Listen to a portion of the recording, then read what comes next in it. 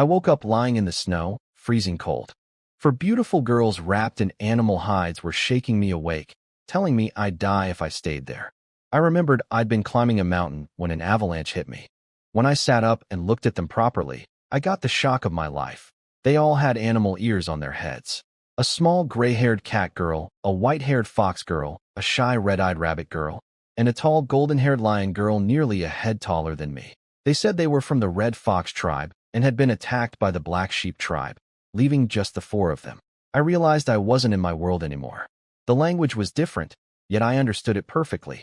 Then a strange system voice appeared in my head, confirming my worst suspicion. I had been transported to another world. The girls told me a massive blizzard, what they called the ice god, was coming, and we needed shelter fast. None of them knew where to find any. We searched for hours across the endless white plains and found nothing. Everyone started to panic. The rabbit girl cried. Even the tough lion girl looked lost, and the fox girl admitted she didn't know what to do without her older sister.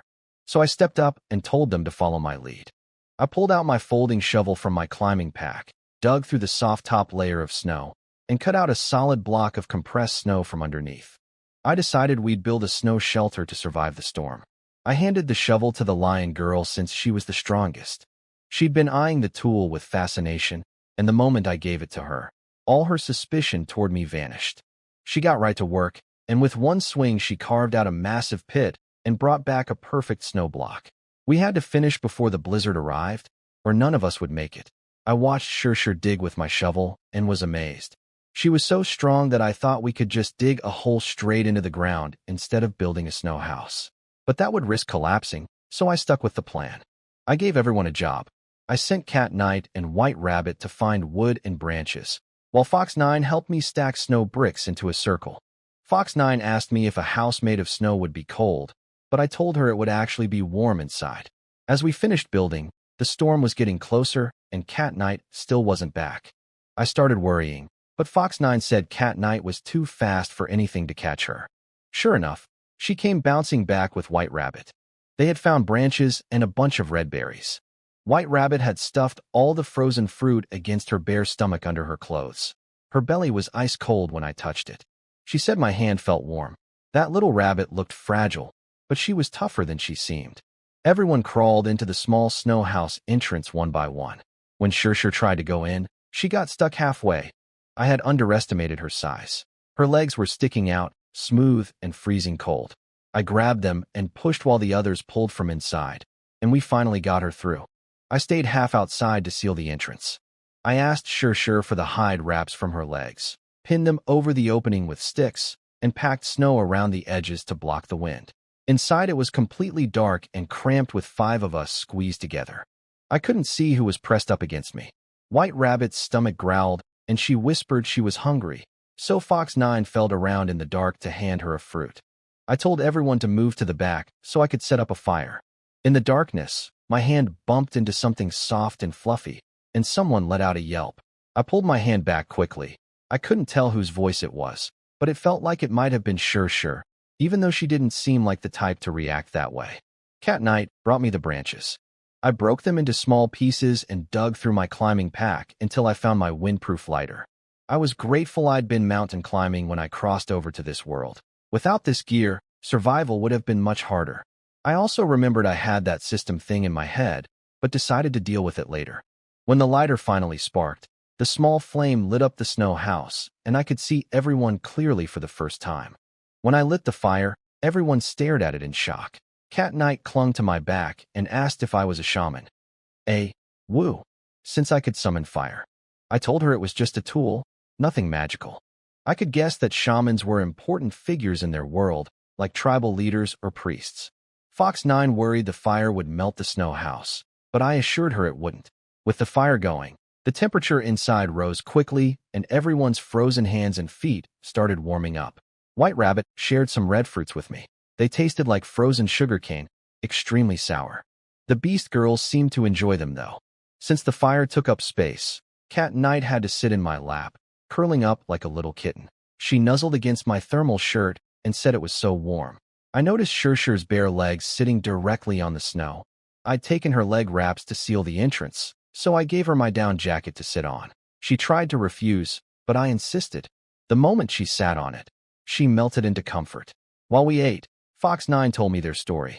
The Red Fox tribe used to live on the outer snow plains until the Black Sheep tribe appeared out of nowhere and attacked them.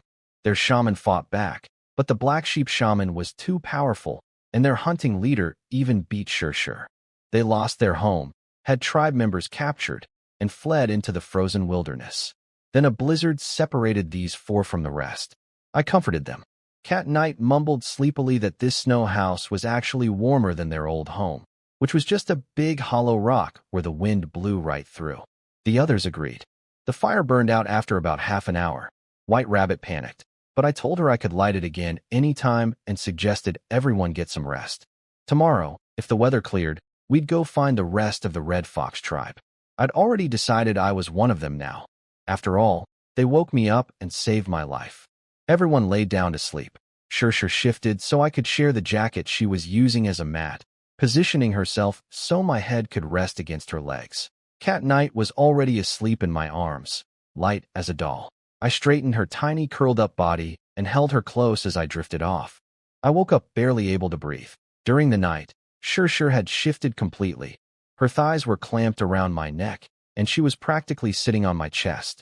Cat Knight had squeezed herself between us and somehow shoved her whole head inside my shirt. Cats really are liquid creatures. She looked perfectly comfortable in that impossible position.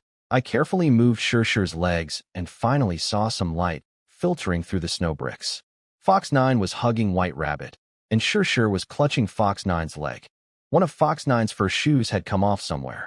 While everyone still slept, I finally checked my system. A blue panel appeared that only I could see. It was a shop. Everything had a price in points. A lighter cost 30 points, matches cost 5, compressed biscuits cost 10, and so on. I asked how to earn points, and the system said I could trade items for points, up to 10 trades per day. Rarer items were worth more. The shop would upgrade as the civilization I built developed further. I tested it by quietly slipping off one of Shur's worn-out first shoes. The system valued it at 5 points, not bad for a beat-up shoe. I declined the trade and tossed the shoe aside. Civilization development would be a long-term project, so I didn't stress about that yet. The movement woke Shur. The others got up too, except Cat Knight, who still had her head stuffed in my shirt and didn't even realize it was morning. I had to force her awake before she drooled all over me. I crawled to the entrance, but found it completely buried by the overnight blizzard. I dug through with my shovel until sunlight poured in. The storm had passed. Getting everyone out was tricky through the small hole, so after some persuading, I had Shur smash open the back wall of the snow house with the shovel.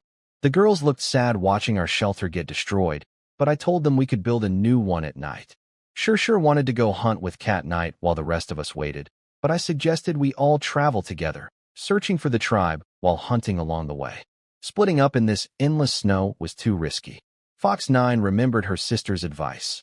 Follow the direction of the morning sun to find the way. I briefly wondered whether the sun even rises in the east on this world, but figured Fox 9's sister probably knew what she was talking about.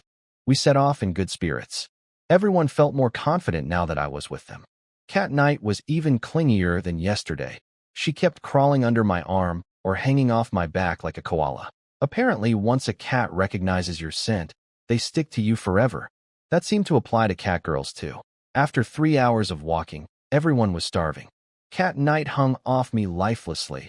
White Rabbit's ears drooped down, and all their stomachs were growling.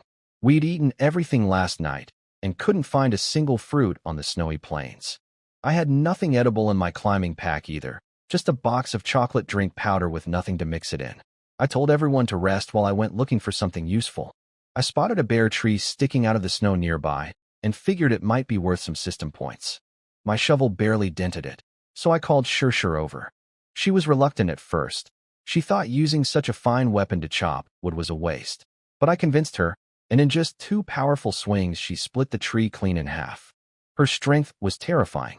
The shovel's edge got a bit dull from chopping, so I told Shur to keep it. I had the system now, so I didn't need to worry about one tool. Her face lit up with joy, and she carefully tucked it at her waist, tossing aside her old bone knife. I asked to see the bone knife before she got rid of it. The system priced it at 20 points. The half-tree trunk was worth 75 points. That was plenty for food, so I traded the tree. It vanished from the ground instantly. Sure saw the whole thing and froze. I knew I couldn't hide the system from these girls. We'd be living together from now on. So I gathered everyone and told them the truth, sort of. I explained that I could offer items to the gods and receive rewards in return, with rarer items earning better gifts. Basically, I dressed up the system as divine power. Cat Knight squealed and hugged me tight, declaring she always knew I was a shaman. No, a divine shaman who could talk directly to the gods. The others were thrilled too. Apparently, only the biggest tribes had someone like that. Even Quiet White Rabbit smiled. I made them all promise to keep it secret, warning them that evil tribes would capture me if they found out.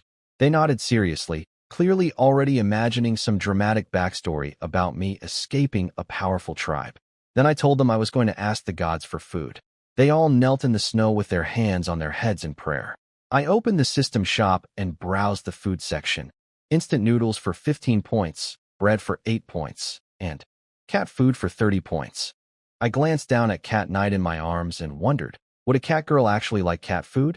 I ended up buying 5 compressed biscuits from the system for 10 points. Each one a different flavor. Plain wheat, green onion, meat, sesame, and red date. I handed one to each person. Cat Knight's nose went crazy the moment I pulled them out. She grabbed one and bit down hard, only to hurt her little fangs on it. Tears welled up in her eyes. I told everyone these biscuits were rock hard and needed to be softened with saliva first. Sure took the sesame one. Fox 9 and White Rabbit got theirs, and I kept the meat flavor. After being starved for so long, even a plain compressed biscuit tasted incredible. The girls licked their biscuits carefully after seeing Cat Knight's mistake, and their eyes lit up at the sweet and salty flavors. Cat Knight sniffed my meat-flavored biscuit and begged to trade. I gave in. She didn't care at all that I'd already bitten it. Then Fox 9 gave me the same puppy dog look, so we all ended up swapping biscuits around. Cat Knight and Sure preferred salty flavors, while Fox 9 and White Rabbit liked sweet ones. We ate handfuls of snow to wash down the dry food. Nobody was full, but nobody was hungry anymore either. I promised a big meal tonight after trading more items. Along the way, I found 2 more trees and had Sure chop them down. They earned me 120 and 130 points. Not great, but there was nothing else to trade out here. By evening, we reached a slightly better area with frozen trees scattered around. We stopped under a big one with a trunk nearly half a meter wide. I gave everyone assignments. Sure on snow bricks, Fox 9 and White Rabbit building the snow house, and Cat Knight coming with me to gather wood. I bought an iron axe from the system for 80 points and handed it to Cat Knight. I asked if she could climb trees, a silly question for a cat girl. She nodded excitedly, then reached behind her and pulled her gray tail out from under her fur skirt. So that's where it connected, right at the tailbone. She wrapped her tail around the axe and scrambled up the tree in seconds. From up high, she shouted that there were tons of fruit up there. She tossed one down, a palm-sized oval fruit covered in frost, ice cold to the touch. I asked the system its value, 100 points for a single, blue-striped snow fruit. I nearly choked. Every random fruit I'd found before was only worth 5 points, but this one was a fortune. I told Cat Knight to knock down every single one she could find, but I held off on trading them. Something worth that much might be too valuable to just sell. I'd ask Fox 9 about it first. I was collecting snow fruits under the tree when Cat Knight suddenly screamed from above and came crashing down right on top of me. Her flat chest hit my face, and the rough fur on her clothes scratched like crazy. Before I could ask what happened, she yelled that there was a giant snake in the tree. She scooped me up in a princess carry and sprinted toward the others without slowing down at all. I looked back and nearly lost my mind. It wasn't just a snake. It was a white python as thick as a barrel, with blood dripping from its head. Cat Knight had apparently chopped it with the axe when she mistook the fruit on its head for a real snow fruit. Cat Knight tripped on a snow brick and launched me through the air. Sure caught me against her chest, which was a much softer landing. She put me down, grabbed the shovel, and went straight at the python. But even her strikes only left shallow cuts. The thing's skin was incredibly tough.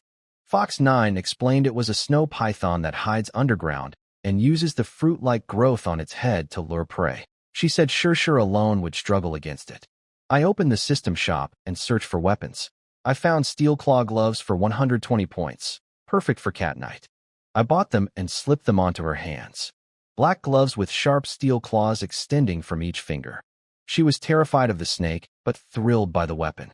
I grabbed her tail to snap her out of it and sent her to help Shirshir. The python had already coiled around Shirshir's legs, trying to crush them together, but her leg muscles were so powerful she held them apart. A strange glowing symbol appeared on her forehead as she hacked at the python with the shovel. Cat Knight darted in like a shadow and clawed out one of the python's eyes. It screamed and lost its grip on Shirshir. Cat Knight was celebrating when the snake lunged at her. She panicked and screamed for Shirshir. But between the two of them, the blinded, bleeding python didn't stand a chance. Shirshir grabbed its upper jaw and chopped at its head over and over, blood spraying everywhere, while Cat Knight slashed at its body with her claws. After 7 or 8 blows, the giant snake finally collapsed. We had won, and now we had meat for dinner. After the fight, I went to check on Shirshir and found her standing there looking heartbroken. The shovel, my cheap one from back home, had snapped in half from all that chopping. I told her not to worry. I'd get something better from the gods. I had the system recycle the broken pieces for nothing just to make the lie work. I traded 5 blue-striped snow fruits for 500 points and bought her a proper weapon. A refined horse-chopping saber, 575 points, over 5 feet long. It was so heavy I needed both hands just to lift it, but Shirshir held it in one hand like it was nothing. She swung it a few times, then casually sliced the python's head clean off in a single stroke. Blood drenched her from head to toe. She looked like a demon warrior walking back toward us, but she was smiling. Her first real smile since the Black Sheep tribe destroyed their home. She'd been blaming herself for not being strong enough to protect her people. Now she had a weapon that could change things. I sent Fox 9 and Shirshir to build the snow house, while Cat Knight came with me to pick the remaining fruits. White Rabbit quietly offered to help me process the snake. She said she used to make clothes for the tribe and could turn the skin into a blanket. I gave her my medical kit and toolbox to look after. She lit up at the sight of the neat little cases and started examining everything inside. I asked White Rabbit a silly question about whether rabbit tails were round, fluffy balls. She turned bright red and stammered that no, rabbit folk had long tails too, just shorter than cat tails, and they kept them tucked in tight. Then I checked the snake's head. That fruit-like growth on top was called a blue-striped snake fruit, and the system flagged it as rare, worth either 1,000 points straight or 100 points plus a new special item unlocked in the shop. White Rabbit told me eating it was poisonous but had a tiny chance of turning someone into an awakened warrior, which was the strongest type of fighter in a tribe besides the shaman. Shirshir was one of only 2 awakened warriors their tribe had. The other, Man, had been captured by the Black Sheep tribe. White Rabbit got sad talking about it, so I promised we'd rescue their people once we found the rest of the tribe. She cheered up instantly, saying she believed in me because I was a divine shaman who could talk to the gods. I rubbed her long ears and went back to figure out what to do with that rare snake fruit. I decided to trade the rare snake fruit for 100 points plus a new special item in the shop. It unlocked Snow Snake Spirit Liquid, a drink that temporarily boosts strength and slightly increases the chance of becoming an awakened warrior with no side effects. The catch was it cost 1,000 points per bottle, way beyond what I could afford right now. I also traded the snake head for 380 points. White Rabbit worked fast. She skinned the entire 7-meter snake in no time and said she'd sew the skin into a sleeping mat so we wouldn't have to lie on snow anymore. I left her to it and went to check on the snow house. Fox 9 had built it even better than mine from yesterday. She was carefully smoothing every edge with her bare hands. Her fingers were frozen red, so I held her hands to warm them up and gave her a fruit knife from my toolbox, plus a pair of white gloves. She looked adorable with white gloves matching her white ears and tail. Cat Knight came back with a full backpack, about 30 snow fruits. She'd already eaten one and said they were delicious. Fox 9 confirmed they were a known fruit, blowing the frost off one with little puffs of breath before handing it to me. The way her mouth made a tiny circle while she blew was incredibly cute. Shirshir returned carrying the skinned snake on her saber like a clothesline, with White Rabbit trailing behind, nearly buried under the freshly sewn snakeskin blanket. I had everyone pitch in to set up dinner.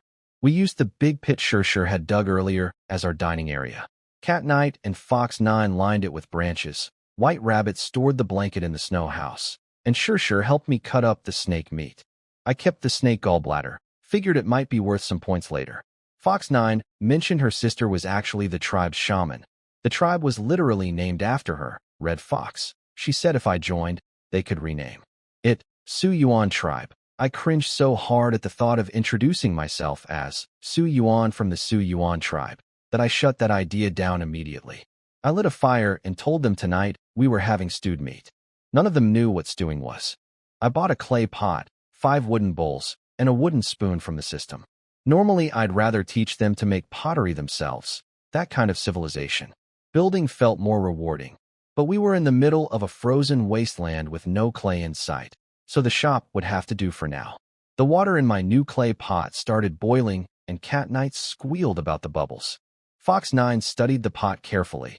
She'd seen wooden bowls before, but never anything made of clay. I told her it was just pottery and promised to teach her how to make it once we found the right material. I cut the frozen snake meat into egg-sized chunks and dropped them in. When I checked the system for salt, a whole bag cost 250 points, highway robbery. But a single spoonful was just 1 point. I bought 2 spoonfuls, plus 1 piece of garlic and 1 piece of ginger at 3 points each. The moment those hit the boiling water, the smell of meat and spices filled the air. White Rabbit stopped mid-bite on her fruit and stared at the pot, drool running down her chin without her even noticing. Cat Knight was going crazy trying to get to the pot. I had to hold her back. I pointed at Shir as an example of patience, then saw Shir leaning so close her fur clothes were catching fire. I grabbed them both, one in each arm. 2 beautiful beast girls, and my job was keeping them away from the stew pot. After over an hour, I couldn't hold them back anymore. I bonked each of them on the head with the wooden spoon and told them to sit in a line with their bowls out, or they'd only get fruit tonight. They sat perfectly still like kindergartners at lunchtime. The stew was chewy, not great by my standards, but the girls acted like it was the best thing they'd ever tasted. Cat Knight begged for stew again tomorrow. I agreed, as long as nobody rushed the pot this time. 1 pot was enough for all of us. Even Fox 9 and White Rabbit, who usually ate small portions, downed 2 big bowls each. The meat was incredibly filling. I felt energy surging through my whole body afterward. Cat Knight dragged us back to the snow house. White Rabbit had already laid out the snakeskin mat inside, which was a huge improvement over bare snow. In the dark, everyone scrambled to find a spot and chaos broke out. Tails got stepped on, White Rabbit's ears got squished, Fox 9 yelped about someone pulling her tail. When things finally settled, I realized I was holding White Rabbit instead of Cat Knight. The ears were longer, and the size was a bit different. Cat Knight was wide awake and wriggling around like an eel. I grabbed the back of her neck and pinned her under my arm. She asked me to tell a story about my old tribe. Everyone listened eagerly as I described a place with so many people that nobody ever went hungry. They were amazed such a place existed. I rubbed Cat Knight's ears and promised that once we found the Red Fox tribe, I'd make sure they'd never worry about food again either. I woke up first again, mostly because Cat Knight had flipped completely upside down during the night. Her bare stomach was pressed against my face. Her clothes had ridden up, and I was covered in her sweat. I peeled her off me. She was dead asleep and went totally limp like liquid. I also quietly pulled Shir's fur clothes back into place since she'd gotten messy in her sleep too. I slipped outside and started making breakfast before anyone woke up. This time I stewed the snake meat nice and slow with some mushrooms from the system shop, getting it really tender. Just as I was about to taste it, a little mouth darted in and bit my spoon. A tiny beast girl with gray-white hair screamed that it was hot, but refused to let go until she swallowed every drop. She wasn't Cat Knight. She was someone I'd never seen before. I grabbed her by the back of her collar and lifted her up. She was even smaller than Cat Knight and started yelling for her mom, saying she was afraid of heights. Her screaming woke everyone up. Cat Knight stumbled out and was furious that someone was stealing her snake soup. The little girl took one look at Cat Knight and hid behind me in terror. Fox 9 calmly asked what was going on. The girl said her name was Gigi, and she was a wanderer with no tribe, just traveling with her mother. Fox 9 called them drifters, and Gigi's face fell. Tribes without a shaman were considered drifters, constantly bullied and homeless. I noticed Gigi was terrified of Cat Knight, but not afraid of Shir at all, which seemed backwards. I asked if she was from the mouse folk. She got offended and insisted she was a dragon cat, a chinchilla, so basically still a rodent, which explained the cat fear perfectly. Cat Knight got territorial about the name, cat, being in dragon cat, and glared at Gigi until the poor thing nearly cried. I broke it up and said there was plenty of soup for everyone. I gave Gigi my own bowl. Cat Knight noticed I had nothing to eat and brought a piece of meat to my mouth with her bare fingers. When I bit down, I deliberately caught her little claw between my teeth. She panicked, thinking I was actually eating her fingers, and her tail puffed out in terror. I growled that I was going to eat her hand, chasing her around while she shrieked. Cat Knight actually believed I was eating her fingers and stood there trembling with her eyes shut. When I let go and told her I was joking, she stuck her own fingers in her mouth to taste them and said they really did taste good because of the soup on them. Even Fox 9 almost tried tasting her own hand before catching herself. Gigi declared me her best friend for feeding her. I asked to pat her head as payment, and she reluctantly agreed to one touch, though her whole body went stiff while I did it, totally different from how Cat Knight and the others enjoyed it. She pointed toward the sun and said her camp was in that direction, right where we were already heading. I invited her to come along. She asked if she could bring some food back for her mom and the others. I told her the leftover soup would freeze solid on the walk, but we had plenty of raw snake meat Shir could carry. Before we left, I traded the snake gallbladder to the system, 300 points. Not bad. I wanted to buy warm clothes for the girls, but needed to save points for emergencies. Gigi marched proudly at the front, glancing back at the snake meat on Shir's shoulder. I could tell she was imagining herself as some kind of hero bringing food home.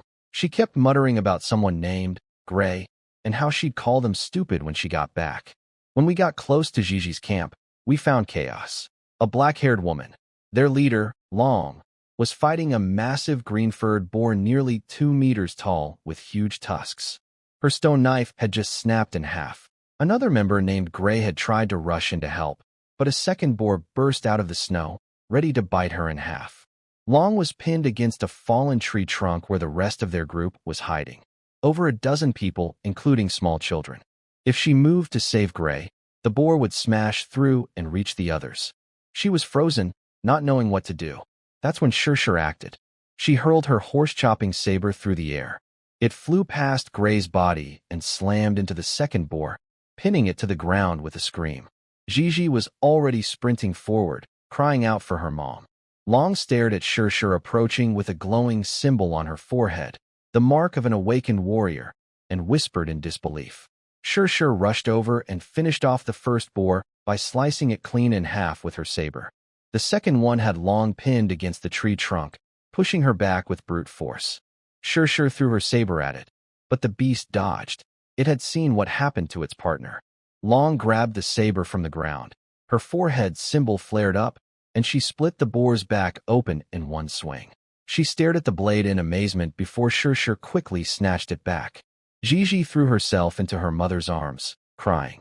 Everyone crawled out of the tree trunk, relieved that Long and Gray were safe. Long came to greet us. She tried to hug Shir. Apparently that's how tribal leaders greet each other, but Shir pulled me forward instead. Before I knew what was happening, Long had me pressed against her in a tight embrace. She was dressed much lighter than my girls, with bare shoulders and just a strip of hide covering her torso. Her skin was warm and slightly sweaty from the fight. I introduced myself and said I wasn't really the leader. Then Cat Knight blurted out that I was their shaman. Fox 9 slapped a hand over Cat Knight's mouth, but it was too late. Long's expression changed instantly. She understood exactly what having a shaman meant for a tribe. She hugged me again, even harder. Cat Knight yanked me away, furious at herself for the slip. I noticed Gray, who came over to scold Gigi. She was another cat girl, like Cat Knight, but with darker gray fur and a fluffier tail. Gigi was terrified of her too. Fox 9 asked Long if she'd seen a large group of about 40 people passing through. Long shook her head. She and Gray hunted this whole area and hadn't spotted anyone. Long invited us to stay and rest at their camp as thanks for saving them. Gigi begged us to stay, bribing me with unlimited head-patting rights in exchange for more snake soup. White Rabbit had already wandered into the tree trunk hideout out of curiosity. Fox 9 left the decision to me. I agreed to stay one day, not because of Gigi's bribe, but because I had my eye on those two massive green boar carcasses. They were too big to carry, so we needed to deal with them here. That meant checking what they were worth in the system. I was crouching next to one of the bodies, about to appraise it, when everyone gathered behind me staring.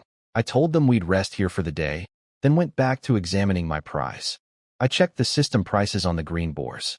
The tusks were worth 70 points, the meat 600, and the hide 400. But the system wanted me to sell each part separately, eating up my daily trade slots. Annoying. Long came over and explained the boars to me. The meat needed to be bled before eating, and the skin made warm clothing. I asked her how she wanted to split the two boars between us. She surprised me by saying her tribe didn't need any of it. Then she knelt on one knee and asked me to become their shaman. I saw right through it. If I became their shaman, both boars would belong to her tribe anyway. But when she looked up at me with that desperate, beautiful face, I hesitated. Still, I'd made a promise to Fox 9 and the others to find the Red Fox tribe first, so I turned her down. Instead, I offered to let her group travel with us. She agreed immediately. Her people were starving drifters with no hope left. Then she said something that confused me. They hadn't come from the wasteland snow plains at all. They had escaped from a place called the Deathlands, where temperatures were dropping so low it would soon be completely frozen over. Their tribe originally had 3 shamans and was quite large, sent centuries ago from a powerful tribe called the Divine Plains tribe to search for some divine artifact. They never found it and were too afraid to go back, so they settled in the Deathlands instead. Recently, one of the 3 shamans helped Long's group escape when conditions became unbearable, but was captured in the process. Fox 9 set 2 conditions for them joining. They had to fully merge into the Red Fox tribe, not just tag along as a side group, and they had to help fight the Black Sheep tribe.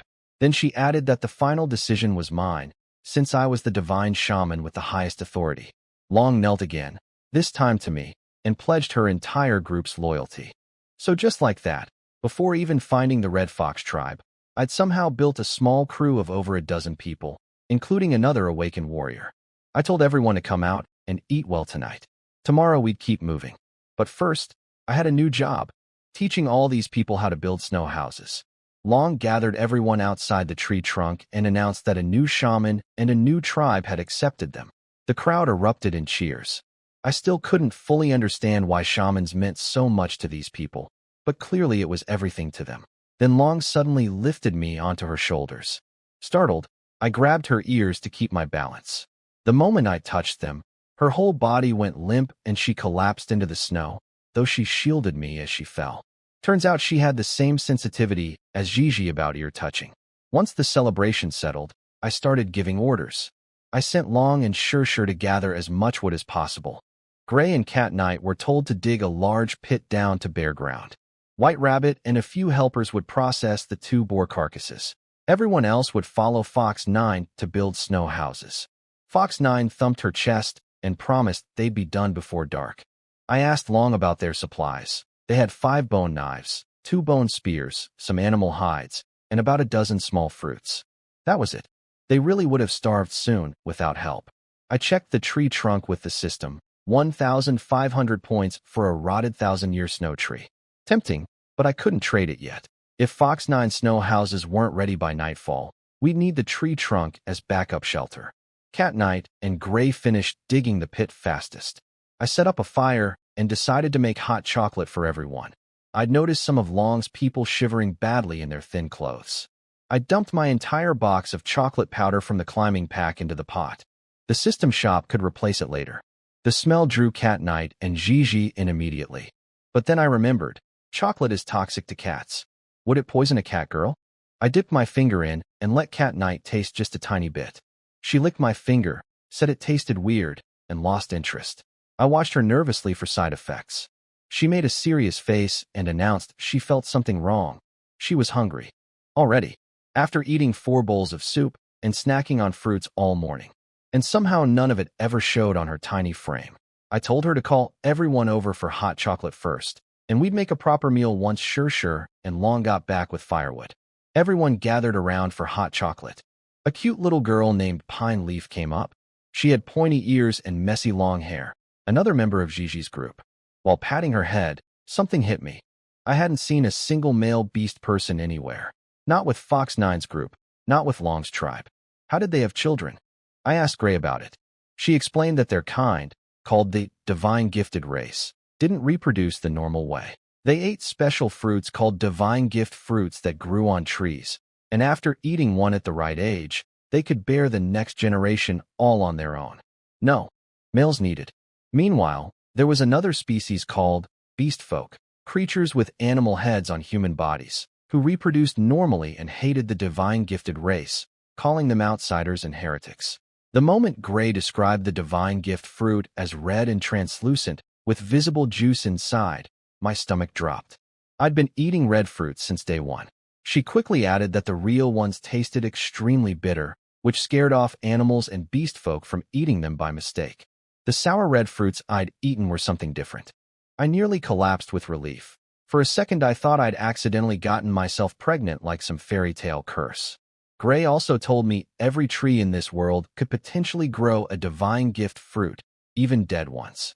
Their old settlement had 3 trees that produced 2 or 3 fruits per year. Long and Shir returned with a huge haul of firewood. But Long also brought something special, a pale blue glowing fruit she'd found near a frozen lake. She called it a blue shaman fruit and said it could increase a shaman's power, urging me to eat it. The system identified it as a rare, blue spirit fruit, worth either 2,000 points straight or 200 points plus a new special shop item. I obviously wasn't going to eat it since I wasn't a real shaman, so while Long was busy drinking her chocolate, I traded it for the new item, blue spirit drink, that granted a small amount of life source energy, no side effects, 2,000 points per bottle. I was starting to realize this world leaned heavily toward magic. Shamans were basically mages, awakened warriors were like enchanted fighters. It felt like one of those fantasy worlds I used to read about before I crossed over. The hot chocolate perked everyone up, except Cat Knight, who didn't like the taste and lay draped over me like a dead weight. White Rabbit came back with bloody hands, having finished butchering the green boars. I traded away the tusks, hides, and meat from the smaller boar, plus some other parts, using up all 10 daily trade slots. That netted me 1,930 points, bringing my total to nearly 3,000. Enough to arm Long, Shir, Gray, and Cat Knight with real weapons if trouble came. But the priority was warm clothing.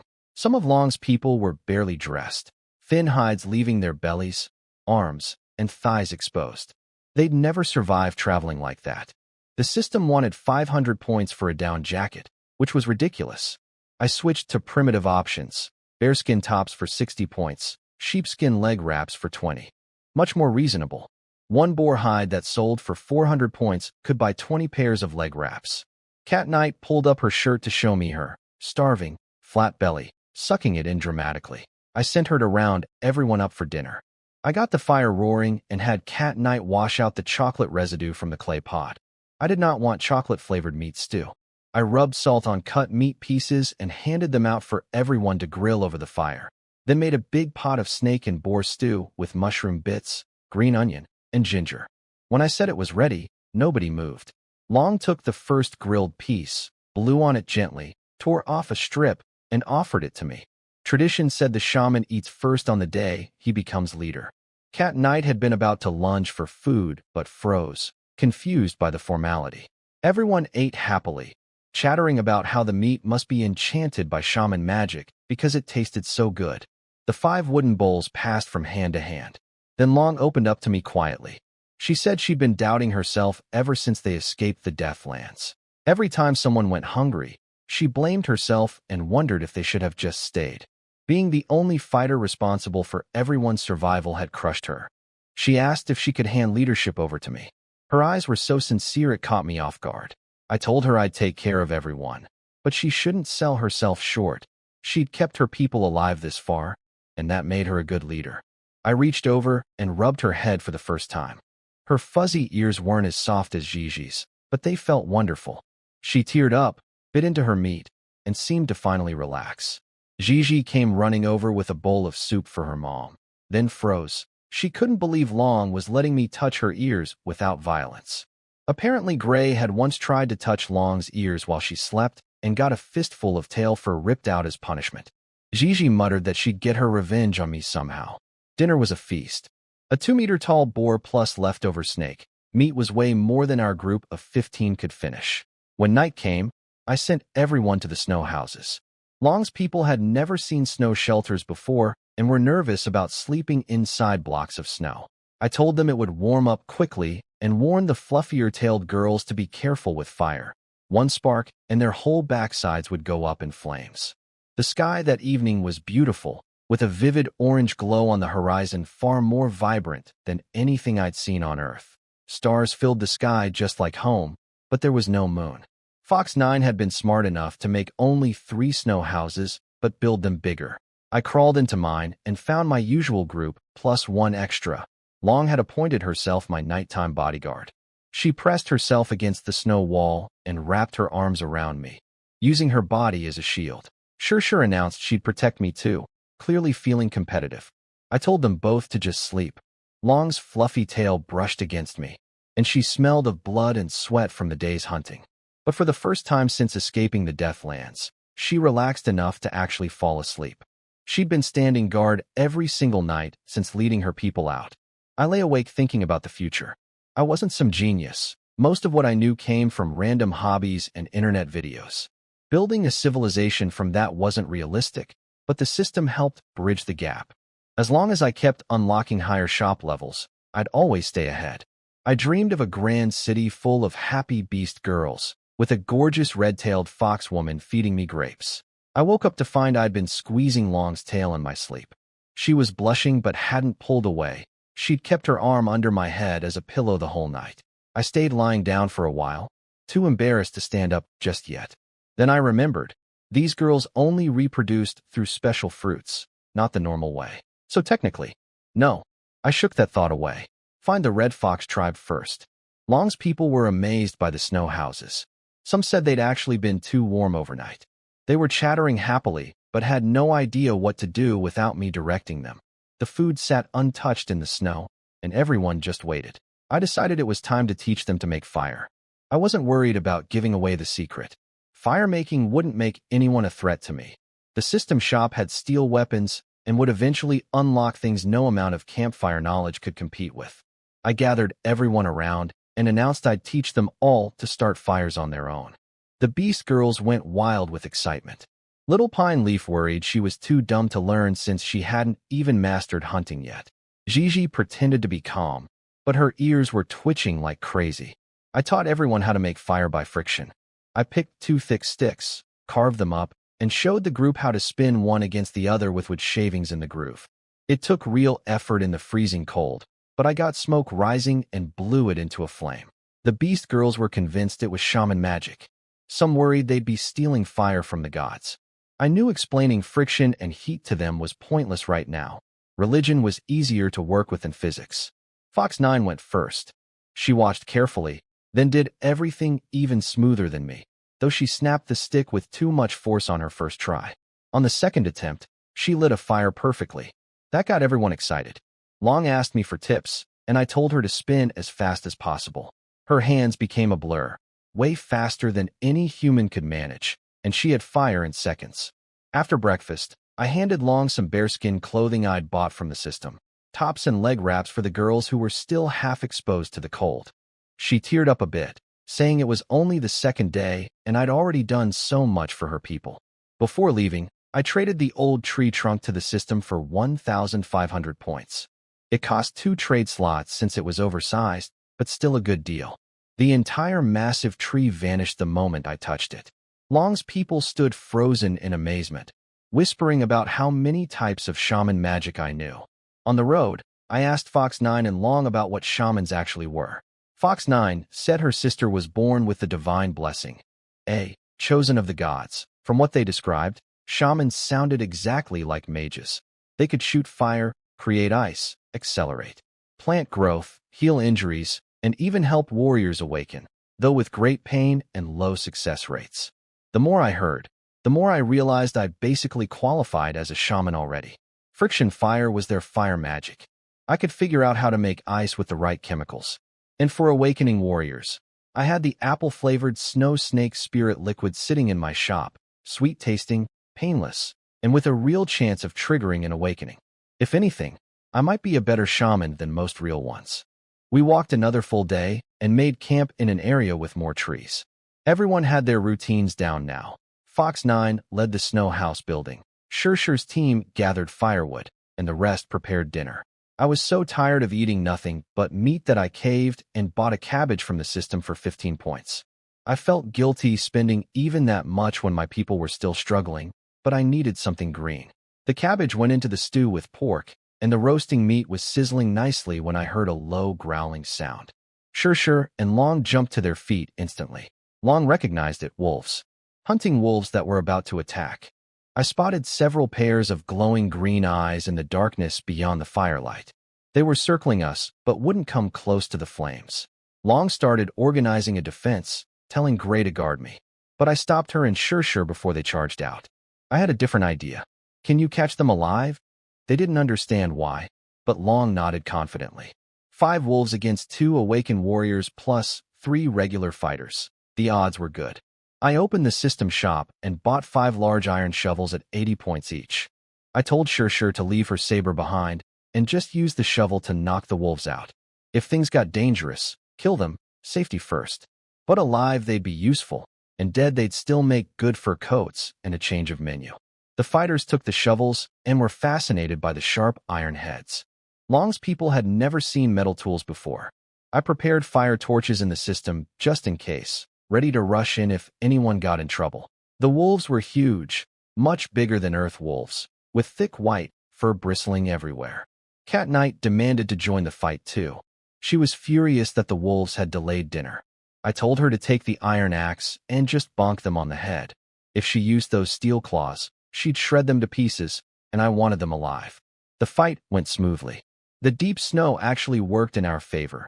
Whenever a wolf missed its lunge, it got stuck floundering in the drifts. Shurshu flattened one with a single shovel smack, then hit it in the side for good measure. She and Long handled their wolves effortlessly. Gray grabbed the shovel with a wolf still biting it and swung the whole thing into the air, slamming the beast unconscious. She panicked for a second thinking she'd killed it, but it was still breathing. Cat Knight ran around bonking wolves on the head with the axe. The whole battle lasted just a few minutes. I patted everyone's heads when they came back. They thought I was blessing them and happily closed their eyes. I had White Rabbit bring the climbing rope, and we tied up all 5 wolves. 2 were knocked out cold. The other 3 looked defeated. My plan was to starve them overnight, then start taming them. If it didn't work, wolf stew it was. The next morning I woke up needing to pee badly after a night sandwich between Long and Fox 9, with Cat Knight squirming all over me. Outside, the wolves were awake and growling at me. I smacked one on the head with the shovel, and the snarling stopped immediately. These wolves were smarter than normal animals. They understood the situation fast.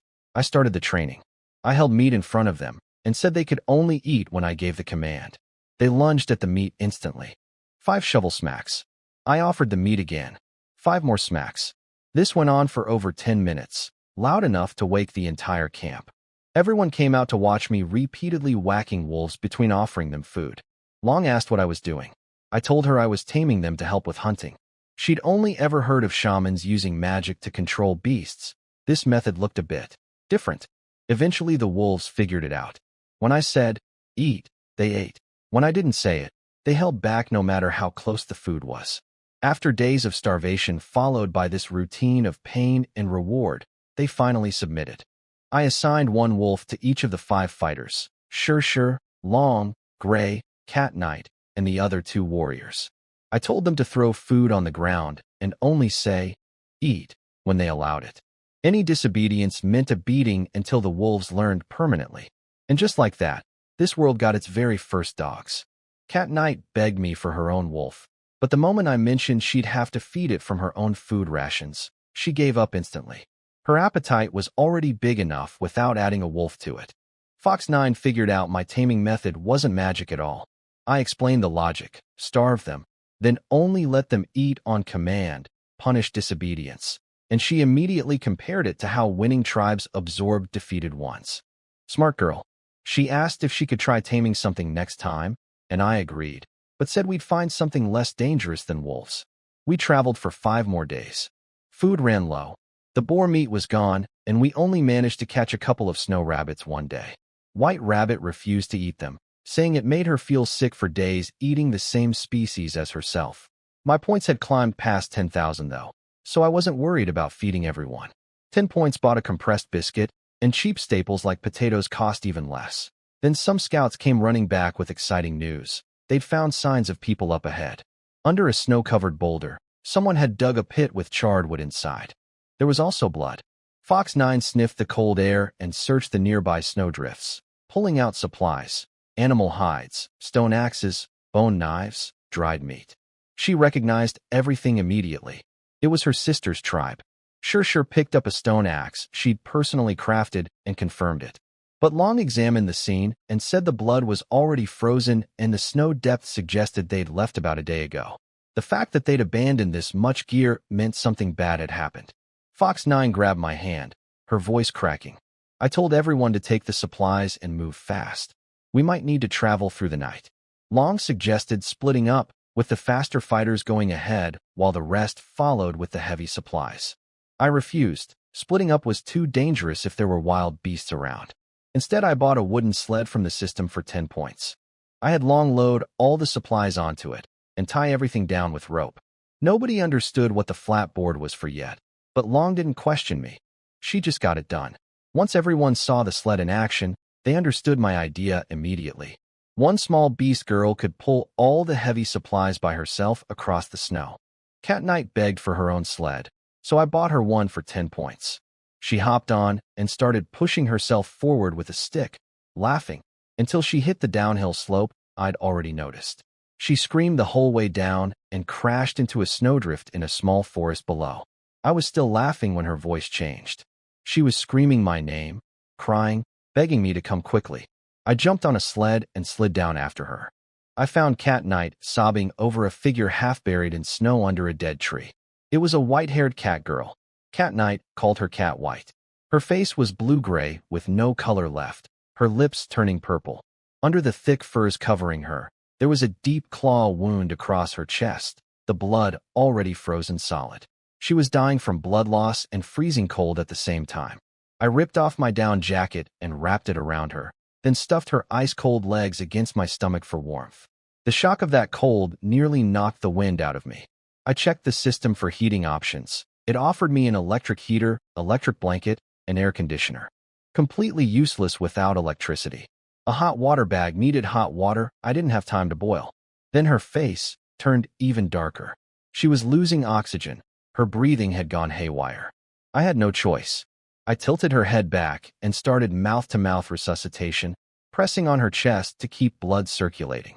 Not exactly how I imagined my first kiss. Sure and Long arrived and saw me with my lips on a strange girl. I barely looked up before barking orders. Dig a pit, get firewood ready. I tossed Long my lighter and told her to press the button for fire. No time for friction methods now. The rest of the group came down the slope and got a fire burning right beside us. Slowly, the little white cat started responding, faint movements, a weak heartbeat returning. I called for White Rabbit to bring my medical kit. The chest wound still needed closing. I'd taken a few lessons on wound stitching before my mountain climb, and the kit had surgical needle and thread. I'd never sewn a wound this large before, but there was no one else. I steadied my shaking hands and got to work. I stitched up Cat White's chest wound as carefully as I could. Fox 9 had everyone build snow walls around us for shelter while a pot of stew cooked over the fire. The stitching went fairly smoothly, though I had to work around some awkward positioning near the top of the wound. I gave her some anti-infection medicine from my medical kit, and after that it was out of my hands. I told everyone we'd stay here for the night. I'd planned to chase after the Red Fox tribe through the night, but Cat White's condition changed everything. I warned Sure and Long not to go hunting. Whatever had attacked the Red Fox tribe could still be nearby. We were low on food, so I bought 50 pounds of potatoes from the system for just 25 points. They came out huge, clean, and piled up on the sled like a small mountain. Gigi's eyes went wide. Her instincts told her it was something delicious. I had everyone cut the potatoes into chunks, stewed some with the dried meat, and roasted the rest in the fire. I brought a bowl of potato stew to Cat White. She had a fever now, and I wasn't sure if earth medicine would even work on beast girls. She whispered for water, and when I lifted her up and held the bowl to her lips, she opened her eyes. They were pale blue, like looking into the ocean. She drank 2 full bowls before she could even talk. Then she panicked. She recognized Fox 9 and tried to get up, shouting that the tribe was in danger. We calmed her down, and she told us what happened. After getting separated from Fox 9's group, the Red Fox tribe had been heading east. Yesterday, they were attacked first by snow goblins, small monsters that moved in packs of dozens, and then by a snow beast, something huge and hairy that lived in caves. Cat White had been badly wounded and hid herself away so she wouldn't slow the others down. Long explained that snow goblins feared fire, and the snow beast avoided bright light. The tribe's shaman Red Fox had used fire magic to hold them off, but they ran out of firewood and had to flee. So this world really did have monsters. Swords and sorcery, just like fantasy stories, except I'd arrived way too early in civilization's development to deal with any of it properly. I ordered everyone to sleep near the fire and set up 3-person shifts for night watch. The fire had to burn all night. Sure chopped down nearby trees for fuel. After eating, everyone settled in. Even the 5 wolves laid down by the fire, finally appreciating the warmth instead of fearing it. They looked less happy about dinner, though. Proud meat-eating predators reduced to eating potatoes. But their handlers followed my training rules strictly, so the wolves swallowed their pride along with the spuds. By morning, Cat White had improved a lot. The fever broke after a 2nd dose of medicine overnight. Turns out earth drugs worked on beast girls, and worked fast too. The night passed safely with everyone taking guard shifts, though we could hear strange rustling in the dark forest. I woke up drenched in sweat, sandwiched between Long and Sure all night. They took their protection duty way too seriously. The tribe had learned to prepare food on their own now. Everyone was roasting potatoes without being told. I checked Cat White's wound and found it was healing remarkably quickly. She tried to stand and walk, but her legs gave out after 2 steps from blood loss, so I put her on Cat Knight's sled. Cat Knight loved playing driver, but kept speeding up to scare Cat White, who threatened to stop sleeping next to her. Cat Knight just laughed and said she could sleep next to me now instead, then accelerated even harder while Cat White screamed. I asked Long what kind of weapon she wanted, since we might face the snow beast soon. She kept eyeing Sure's horse-chopping saber, but I pointed out she wasn't strong enough for it. Sure had far more raw power. Long thought about it, and said she'd just keep the iron shovel. I opened the system shop and searched for light-bladed weapons. The listings were ridiculous as usual: watermelon knife, kitchen knife, paper cutter, nail clippers. Then I spotted something. Refined dual swords, 2nd blade half price, for 150 points for the pair. That was 225 each, a steal. I bought them immediately. When they appeared in my hands, I nearly cursed out loud. The shop picture showed them as big as machetes, but in reality, they were only as long as my forearm. The system had pulled a classic bait-and-switch, images for reference only. Still, I gave them to Long. She figured out how to use them within minutes. These beast girls were natural-born fighters. She kept one sword and gave the other to Gray, who was thrilled. The wolves watched their handlers swinging sharp new blades around and trembled in fear. We pushed on through the evening. I told everyone to eat extra because we'd be marching through the night too. We kept finding more and more traces of the Red Fox tribe. They weren't far ahead now. Fox 9 looked like she wanted to sprout wings and fly there. Apparently, there was actually a winged race of beast girls in this world that could do exactly that. We found a small white ball glowing faintly blue on the ground, a snow goblin's inner core. Cat Knight's sharp eye spotted it. I never would have noticed something that small and all this white. The system flagged it as rare, 800 points straight, or 80 points plus a new special item. I traded for the unlock and got Snow Goblin Tea, a ginger-flavored drink that made you immune to cold for 3 hours. Cheap compared to the other special items, but useful. And honestly, I couldn't stand leaving something unlockable in the shop. Fox 9 got excited. If there were goblin remains here, her sister's tribe had to be close. Everyone picked up the pace. Meanwhile, ahead of us, the Red Fox tribe was in serious trouble. We'd later learn the full story. Red Fox had led her 30-something remaining people to a mountain cave to rest. She was exhausted, blaming herself for losing Fox 9's group. For the captured tribe members, And now for Cat White disappearing after being wounded protecting others. Then things got worse. The snow goblins were closing in, and when the tribe took shelter in a cave, its owner came home. A white bear nearly 2.5 meters tall.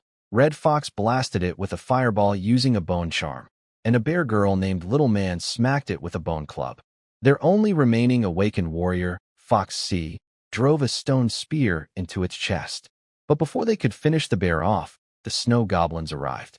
Dozens of white shapes appearing through the blowing snow. Red Fox looked at her exhausted, starving people, wounded bear in front, goblins swarm behind, and made the only call she could. Everyone, we fight.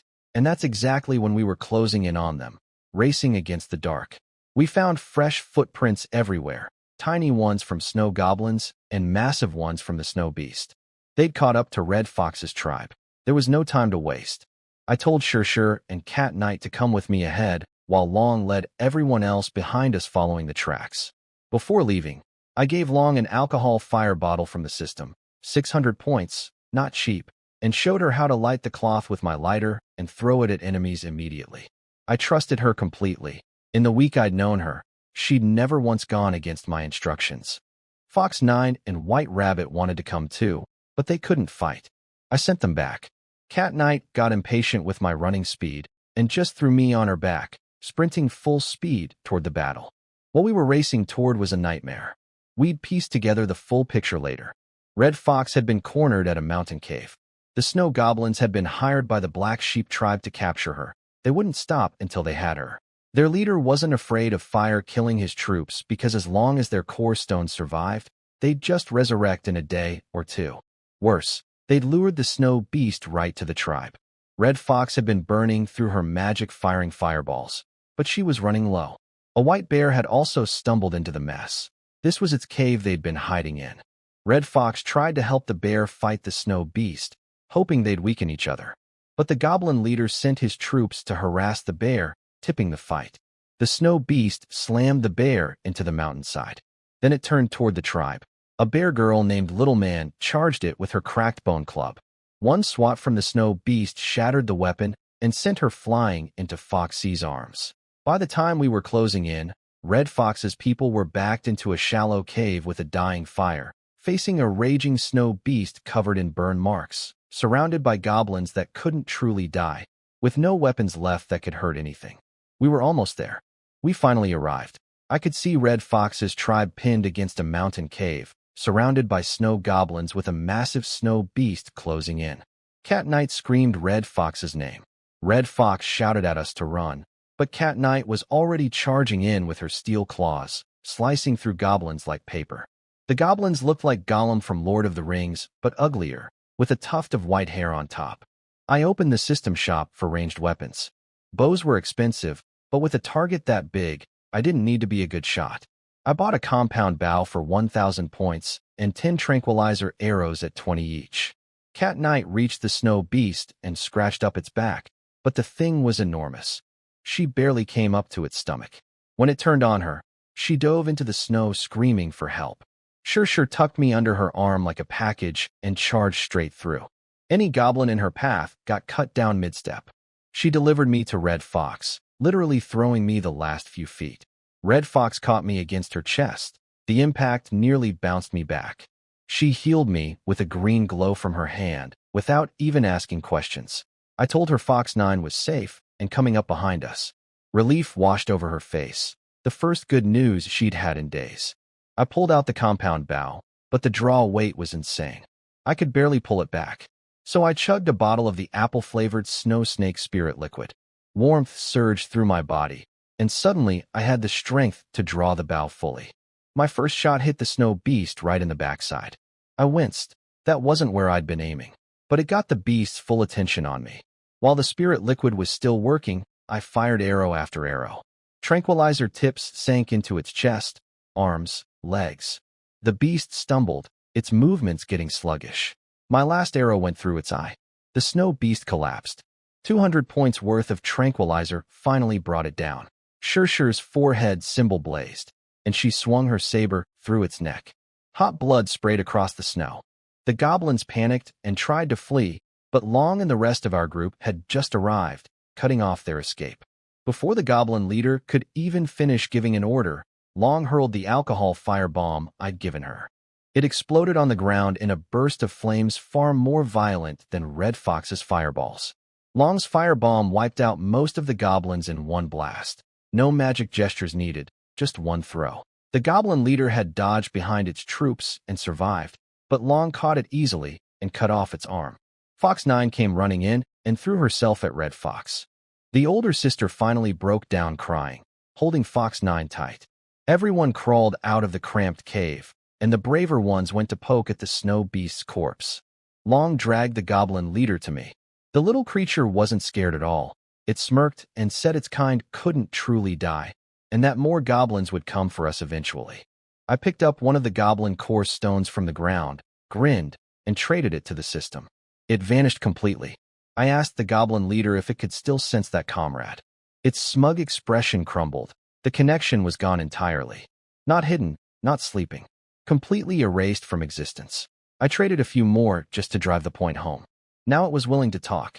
It said a large tribe near the Gazing Snow Mountains was capturing shamans from smaller tribes and had hired the goblins to grab Red Fox.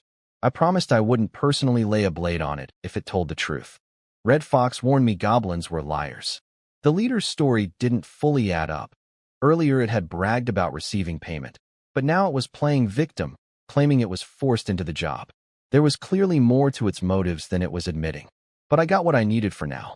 I kept my word perfectly. I told it I wouldn't kill it myself, then turned to Long and said the goblin was hers to handle.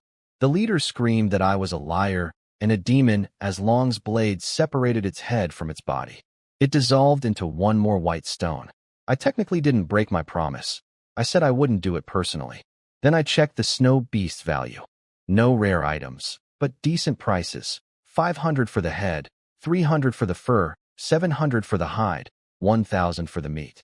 Not as valuable as I'd hoped. A single goblin core was worth more. I traded the head first to start clearing the massive carcass. I'd deal with the pile of goblin stones later. Those weren't going anywhere. After everything calmed down, Red Fox formally met Long and welcomed her group. But what really stunned her was learning I was supposedly a divine shaman. She became stiff and formal around me, addressing me with deep respect. I told her I wasn't sure about the divine part, but she insisted. Fox 9 had told her everything about how I received gifts from the gods, and that was the definition of a divine shaman. She told me about another divine shaman she'd heard of from the tribe elders, one who could pray for rain and find food underground. Honestly, none of that sounded impossibly difficult. Red Fox tried to rename the tribe after me. I cut her off immediately. Absolutely not. I'd been fighting that battle since the beginning. I told her every person in our tribe was as precious as the stars in the sky, so we'd call ourselves the Star Tribe. It was a bit cheesy, but anything was better than Su Yuan Tribe. Red Fox smiled faintly and agreed. Her trust wasn't just because of my title. It was because Fox 9 trusted me, and she considered her little sister smarter than herself. Then someone shouted that the white bear was still alive. Sure, and Long had it pinned down. It was barely breathing, covered in wounds and soaked in blood. I figured a living bear was more valuable than bear meat, so I asked Little Man, the bear girl, to translate for me. She made some grunting sounds at it, which felt weirdly familiar. I told the bear through her, obey me and get fed every day, or die here. Red Fox doubted it would work without magic, but I told her nobody refuses free food and shelter. The bear weakly nodded and licked Little Man's hand. Surrender accepted. Red Fox offered to heal it, but she'd used most of her magic already and could only manage 1 or 2 more spells. Not enough for all those wounds. So I called White Rabbit over.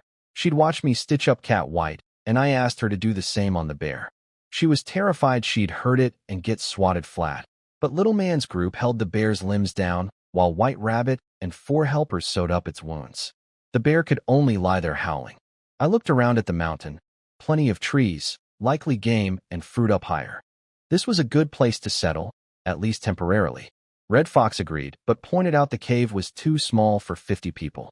She suggested sending scouts up the mountain to look for a bigger one. That night, everyone was busy at the mountain base. White Rabbit had gathered a small audience of beast girls watching her stitch the bear's wounds. Her needlework was impressive, honed from years of sewing animal hides. Fox 9 was proudly showing off her snow house building skills to her big sister, who looked skeptical that a house made of snow could be warm or stay standing. I had nothing to do. Everyone had a job, cooking, sewing, building, and none of them needed me. So I sat in the cave being kept warm by Fox C, Red Fox's awakened warrior. Red Fox had worried I'd freeze without fur, so she'd ordered Fox C to wrap her tail around me. Fox C was a cool, capable fox girl with a brown tail, and the fur was incredibly soft. I couldn't stop stroking it. I noticed Fox C kept glancing at my compound bow. She admitted she was amazed at how I'd taken down the snow beast from such a distance. I decided to teach her the concept of ranged weapons. I needed a string to demonstrate, so I asked to pluck one hair from her tail. She agreed nervously, then yelped when I pulled. It took real force. Her tail reflexively smacked me across the face. I deserved that. Using her tail hair as a bowstring on a small stick, I showed her how tension and release could launch a projectile. I explained that with something stronger, like snow beast sinew on a stiff piece of wood, you could shoot much farther. Then I handed her the real compound bow and a wooden arrow. I stood behind her, guiding her hands into position. She drew the bow to full draw effortlessly, something I needed the spirit liquid to manage. I told her to aim at a tree on the mountainside and not to worry if she missed on her first try. She didn't miss. The arrow slammed into the tree trunk and shook snow off the branches. She was actually annoyed because she'd been aiming for a specific branch and hit the trunk instead. Her awakened ability was enhanced observation and speed. She was a natural-born sniper. I told her to pick out some sharp-eyed tribe members tomorrow. I'd teach them all to make bows and practice archery. The tribe needed to learn to craft their own weapons for the future, but for Foxy specifically, I could always buy her a high-powered bow from the system to use in the meantime. She was too talented to waste on stone spears. Everyone stayed up late the first night at the mountain camp. Red Fox was shocked to discover that many of the beast girls who'd traveled with me could make fire on their own. She thought I'd turned them all into shamans. I slept terribly. The snow houses weren't enough for everyone, so Red Fox and Fox C squeezed into mine too. I couldn't move without touching something that made my heart race. Cat Night made it worse by loudly asking in the middle of the night why my body was shaped differently from theirs. I wanted to strangle her, but there was literally no room to move. First thing in the morning, I decided I desperately needed a way to bathe. Over a week without washing, and every morning I woke up sticky from being piled on by sweaty beast girls all night. Fox C was already waiting for me with 4 beast girls she'd picked for archery training. 2 with black furry ears, 1 with goat horns, and a tiny one with colorful streaks in her hair and a snake-like tail. I sent them to find hardwood and bring the snow beast sinew that White Rabbit's team had stripped yesterday. Red Fox came with bad news. Food was running dangerously low.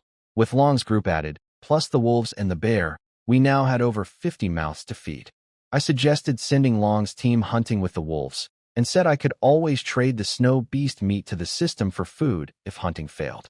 The meat was apparently cursed. Red Fox said someone had eaten snow beast flesh before and nearly died from stomach pain. I wasn't sure I believed in cursed meat, but I wasn't going to argue.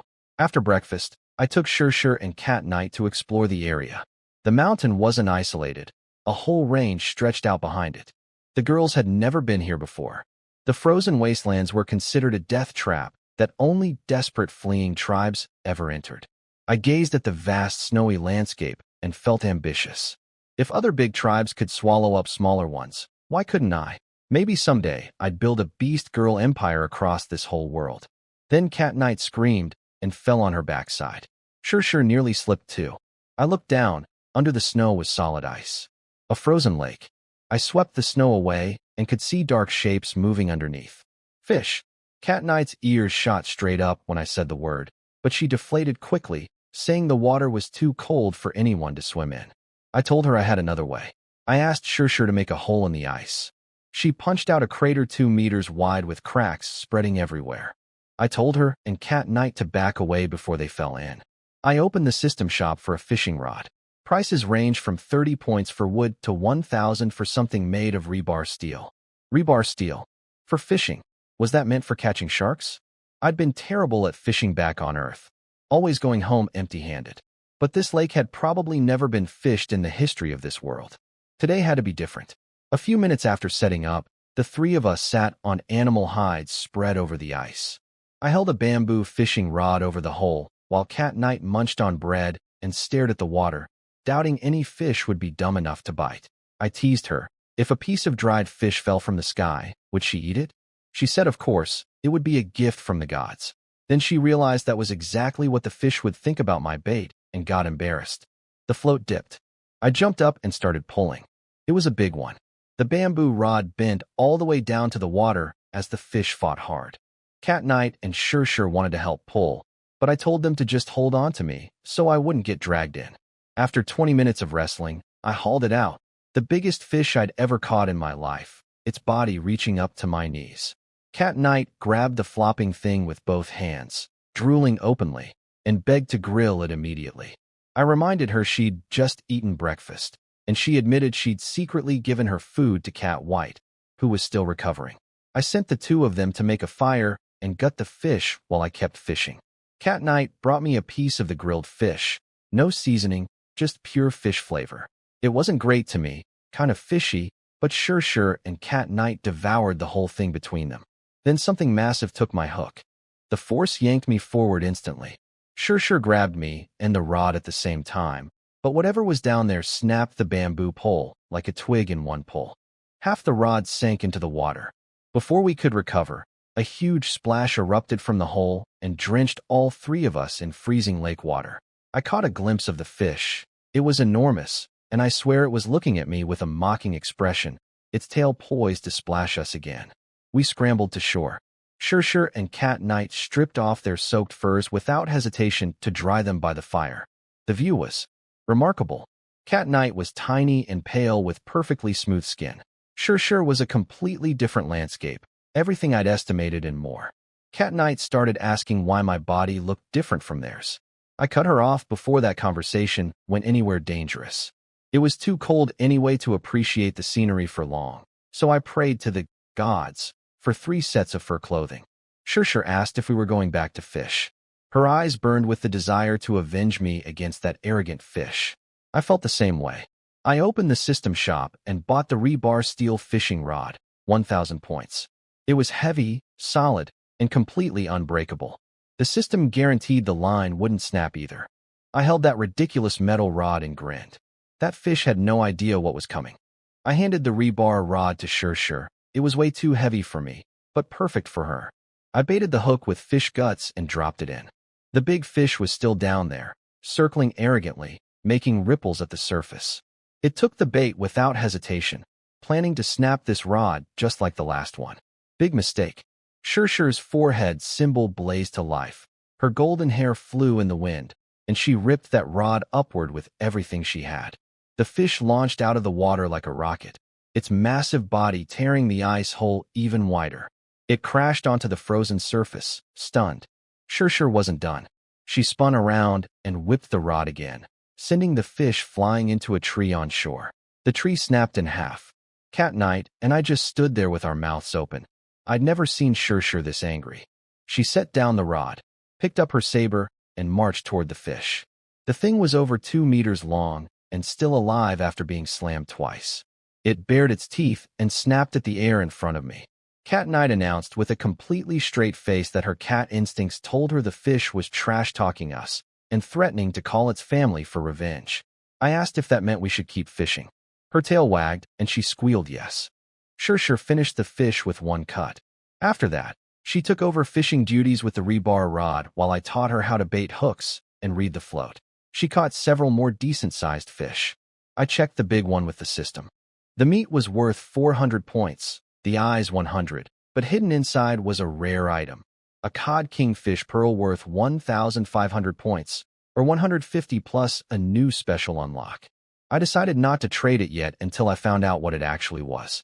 Neither Sure nor Cat Knight had any idea. We dragged everything back to camp. Cat Knight strutted in carrying a fish bigger than her entire body. Everyone swarmed us, amazed. Red Fox had been worrying about food all morning, and here we came with enough fish for the whole tribe. I explained the concept of fishing and showed them the rod with its hook. Most of the girls understood the trick immediately. I told them to grill the fish with some of my salt, feed the guts to the wolves, and look for the pearl inside the big one.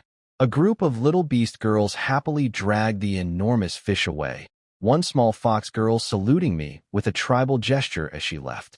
Watching them smile because of something I'd done, that was the whole reason I worked this hard.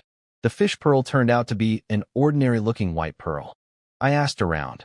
Long had never seen one, having come from the Deathlands where there weren't even fish. Red Fox remembered seeing something similar at a large trading tribe years ago. Shamans would grind them into powder to revive drowning victims.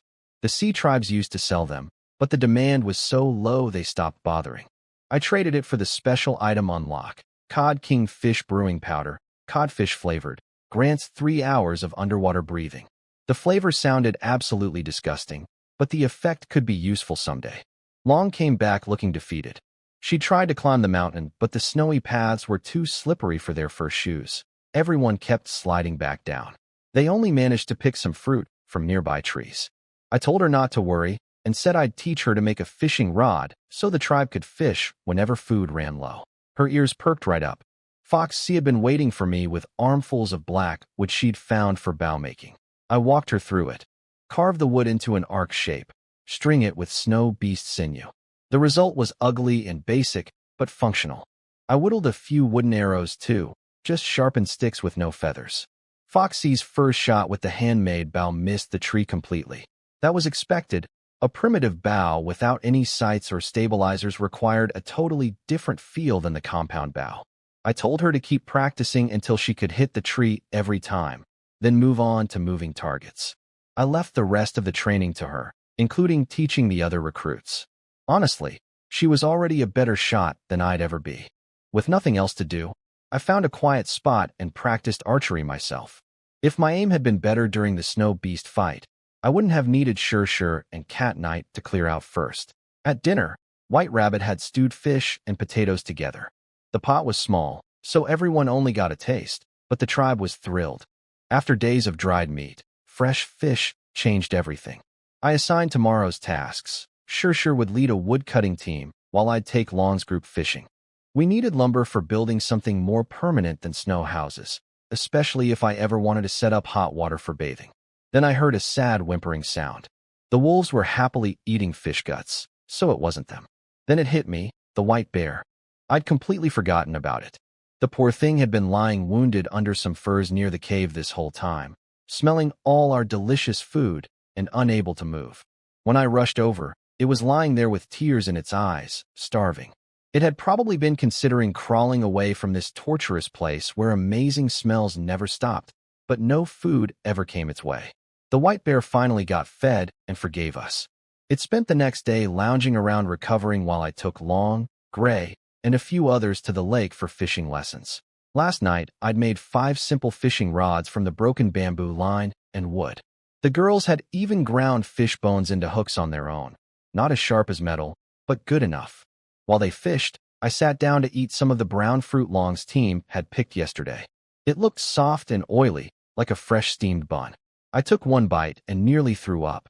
It tasted like chewing a mouthful of raw lard. Long rushed over apologizing, saying she'd mixed up golden oil fruit with regular pear fruit.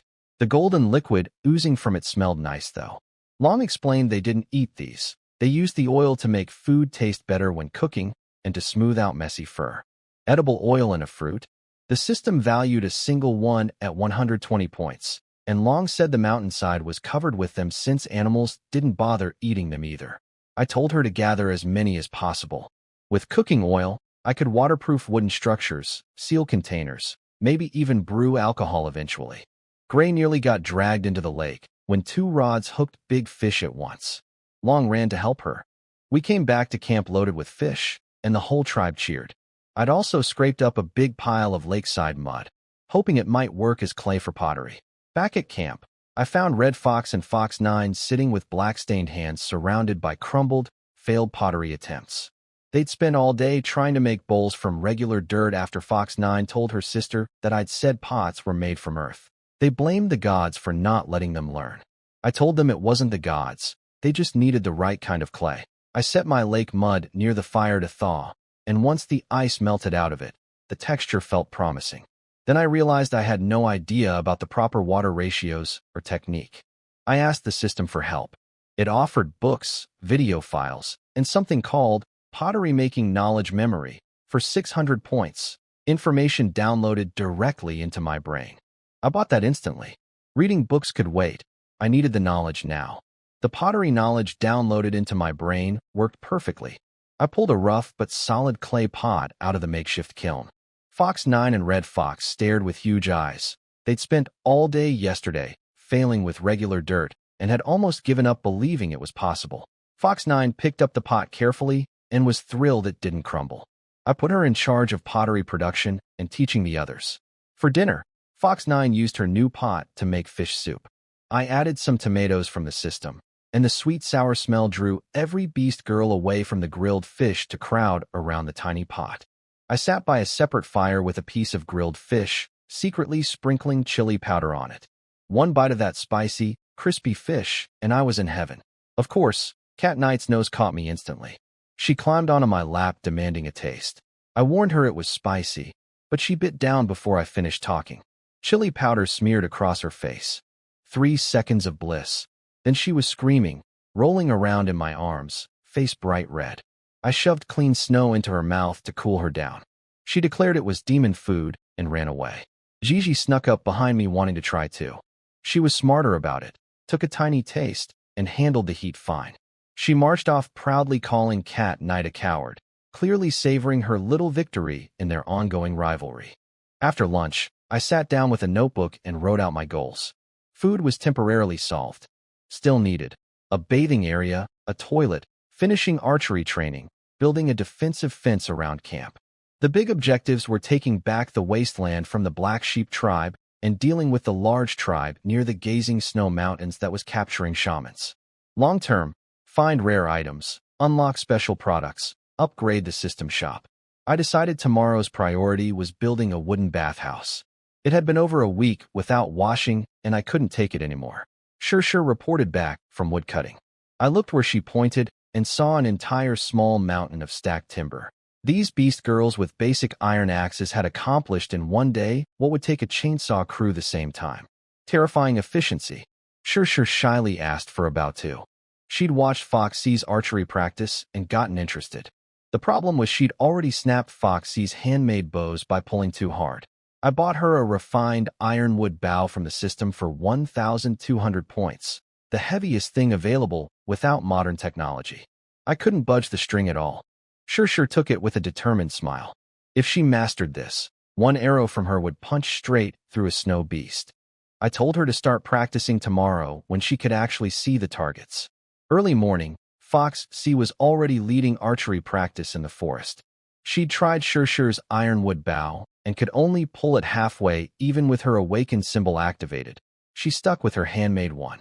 The tribe now had 8 homemade bows plus my compound bow and Sure's, making 10 total. I watched the trainees and spotted the problem immediately. Without tail feathers on the arrows and no notch to hold the string, the arrows kept slipping off before being released. I showed Foxy how to carve a small groove at the arrow's tail end so the string could lock in place. After that fix, arrows started hitting trees and the girls cheered. But the wooden arrowheads shattered on impact. 1 shot, 1 ruined arrow. That was too wasteful. I told everyone to build snowmen as targets instead. They looked confused. Apparently, snowmen were real creatures in this world that lived on mountains. I had to demonstrate by stacking 2 big snowballs and sticking fruit on his eyes. I promised a reward to anyone who could hit both fruit eyes with consecutive shots. Every girl's eyes lit up, though their wishes were all just bigger bowls of fish soup. I practiced with my compound bow too. Without the spirit liquid, I could barely pull it back. Then I remembered the blue spirit drink, the 2,000-point one that gave life source energy. I'd been saving it because of the price, but my points were over 10,000 now. I bought one and drank it. The effect was subtle, a gentle wave of comfort through my body, but real. The bow pulled noticeably easier, and my eyesight sharpened slightly. My arrow punched through the snowman's belly. Not where I'd aimed, but progress. Then a massive crash came from Sure's direction. She'd fired her ironwood bow, and the arrow had blown a hole clean through a tree trunk, the arrow itself disintegrating into dust from the impact. Foxy gulped. I stared. That was basically a human sniper rifle. Her accuracy was terrible, but it didn't matter. Against something the size of a snow beast, she could just walk up close and fire. The arrow would go straight through before the thing could even swing at her. After practice, we had breakfast, fish soup and grilled fish again. I was getting sick of fish. The hunting teams hadn't found any other food sources nearby. The mountain paths were too icy to climb, and the surrounding snowfields were easy to get lost in. I'd probably need to buy a batch of different food from the system soon. After eating, I gathered Shur, Long, and some helpers to carry timber and follow me to the lake. Today's mission: build the tribe's first wooden structure, a bathhouse. I desperately needed a bath after over a week, and there was no plumbing in this world, so we'd have to build everything by hand right next to the water source. I brought everyone to the frozen lake at noon. Red Fox came along too, curious about fishing. I left Fox C, Little Man, and Gray to guard the camp. Fox C alone as an awakened warrior could handle most threats, and we weren't far away. I sent Long's group to fish while I stared at the pile of timber, trying to figure out the simplest way to build a cabin. I bought wood-building knowledge from the system for 800 points. Memories of 100 different construction methods poured into my brain instantly. I settled on the most basic approach: log cabin with mortise and tenon joints. No need to split logs into planks. Just carve notches on both sides of each log so they lock together when stacked. I bought a hand drill and a wood saw from the system, then got to work. First step was clearing snow and laying 4 logs as the foundation, with sharpened stakes driven into the ground on both sides to keep everything anchored against the wind. Fox 9 watched the whole time, her eyes getting brighter with every step. I could tell she was memorizing the technique. For the roof, I used a traditional triangle shape. A flat roof would collapse under snow within a week out here. Everything was joined the same way, notches and wooden pegs hammered in with an axe. With everyone helping, we finished before dark. The little cabin had a small window up high and a door on one side. I stuffed every gap between logs with small wood pieces, then coated the outside with golden oil fruit to protect against moisture and rot. I wasn't sure the fruit oil would actually work for waterproofing, but it was worth trying. Red Fox stared at the finished cabin in amazement. Most tribes in this world lived in caves or hollowed-out trees. She'd seen some tribes build shelters from hides and sticks, but those collapsed in any wind. This was something entirely different, solid walls that wouldn't blow over. Inside was small, about 4 square meters, but bigger than a snow house. Light leaked through the cracks between logs. I pointed at different spots, planning where to put a candle lamp and a bathtub. Hot bath in a snowstorm. That was the dream. I had everyone gather stones to build a heating platform underneath. Then I asked the system for a custom iron tub, 6 feet long, 2.5 feet wide, over 2 feet deep. It cost 1,500 points. The tub materialized by crashing down right in front of me. Every beast girl drew their weapons, thinking we were under attack. Shur nearly chopped it in half with her saber before I screamed at everyone to stop. It was just my order from the gods. Shur carried the tub inside and set it into the stone platform I'd designed. Below it was a space for fire to heat the water. The floor was covered in small stones with mud on top, so nobody would cut their feet. After more than 10 days without washing, I was practically marinated. I stared at that iron tub with pure longing. Time to cook myself. Long's fishing team came back with a full haul just as I was lighting the fire under the iron tub. Everyone stared at me with worried faces, still convinced I was going to cook myself alive. I told Cat Knight to watch the fire for me, pull wood away if the water got too hot. She nodded seriously, promising not to boil me. I stripped down and climbed into the tub. There was a wooden board at the bottom, so I wouldn't burn my backside. Cold wind blew in through the little window while hot water surrounded me, and I nearly melted with relief. After scrubbing off over 10 days of grime, I leaned back against the edge and just soaked. Cat Knight was supposed to be tending the fire, but her eyes kept drifting toward me. Then she asked if she could wash too.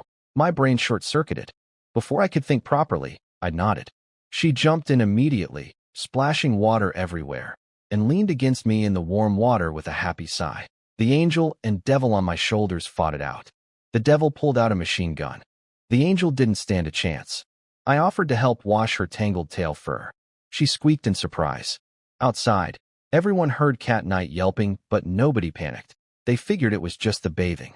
Fox 9 asked Red Fox if she'd learned how to build the wooden cabin. Red Fox said she mostly understood, and that if they'd known how to build shelters like this before, their old tribe elder might not have frozen to death. The water eventually went cold. Cat Knight was completely exhausted and limp, so I carried her out in my arms. The whole tribe stared. I mumbled that she was just tired, told Shir to dump the water, and quickly changed the subject. I announced that the bathhouse was open for everyone going forward. Always go in pairs so one person could watch the fire. Otherwise, someone would actually get boiled. Fox 9 immediately wanted to try. She asked Red Fox to tend the fire and me to supervise, worried her sister would let the flames get too big. I agreed reluctantly. This time the angel on my shoulder won the fight and stomped the devil flat for good measure. I kept my eyes on the firewood. Red Fox was tempted too, so I suggested she just get in with Fox 9 since there was room. The tub was built for Shir's size, so 2 small fox girls fit easily. I sat on a stump nearby, feeding the fire at a steady pace. The 2 sisters didn't stay long. It was getting dark, and everyone back at camp would be hungry. Word spread fast about the hot bath, and the camp nearly emptied as everyone wanted to try it. I had to organize them into small groups to go in turns, or there'd be nobody left guarding the place. As for what happened with Cat Knight that day in the bathhouse, I'll admit I thought about it more than I should have. But Cat Knight acted completely normal the next day, clinging to me like always. Beast girls didn't reproduce that way, and she was too innocent to even understand what had happened. My inner angel gave me a stern lecture about taking advantage of her naivety, but at least getting it out of my system meant I could finally sleep through the night without embarrassing dreams. Over the following week, camp developed nicely. Fox 9's team built enough snow houses for everyone, plus several wooden cabins in the gaps between them. I designated one small cabin as a toilet. Even cute beast girls needed one, and stepping in frozen surprises was not an experience anyone wanted. I visited the white bear, now named Big Man to match Little Man the bear girl. Its wounds had fully healed. It was still terrified of me, remembering how I'd shot down the snow beast. I patted its furry belly and told it to behave better than the wolves, who'd needed multiple beatings before cooperating. Big Man nodded nervously, not really understanding, but smart enough to agree. Then Fox C came sprinting over, beaming. She'd done it. 2 consecutive arrows hitting both fruit eyes on the snowman from about 70 meters in windy snow. Incredible talent. Shir trailed behind her, quiet and clearly disappointed she hadn't been first. When I asked Foxy what reward she wanted, she pulled out something she'd been secretly working on. A bow and arrowhead she'd painstakingly ground from fish bones over many nights by the campfire. She'd noticed wooden arrows shattered on impact and figured bone would be stronger. She was right, but each one took nearly a week to make by hand. I showed her the broken iron arrowheads from my tranquilizer arrows. They were detachable, designed to slot into a shaft.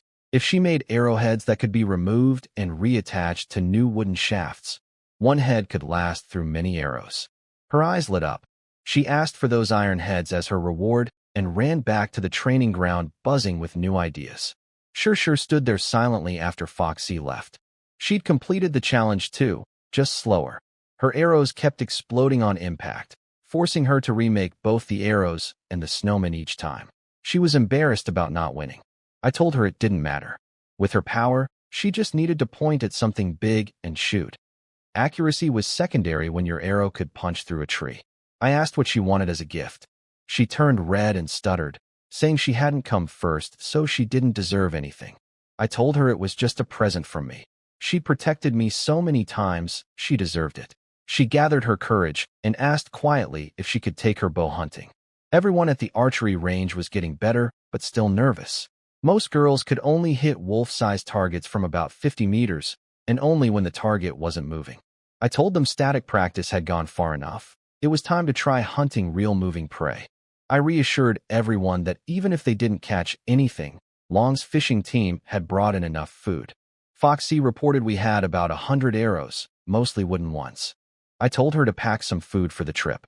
I went to find Red Fox, but she was at the bathhouse. Fox 9 was outside her snow house, surrounded by little beast girls, all of them elbow deep in clay.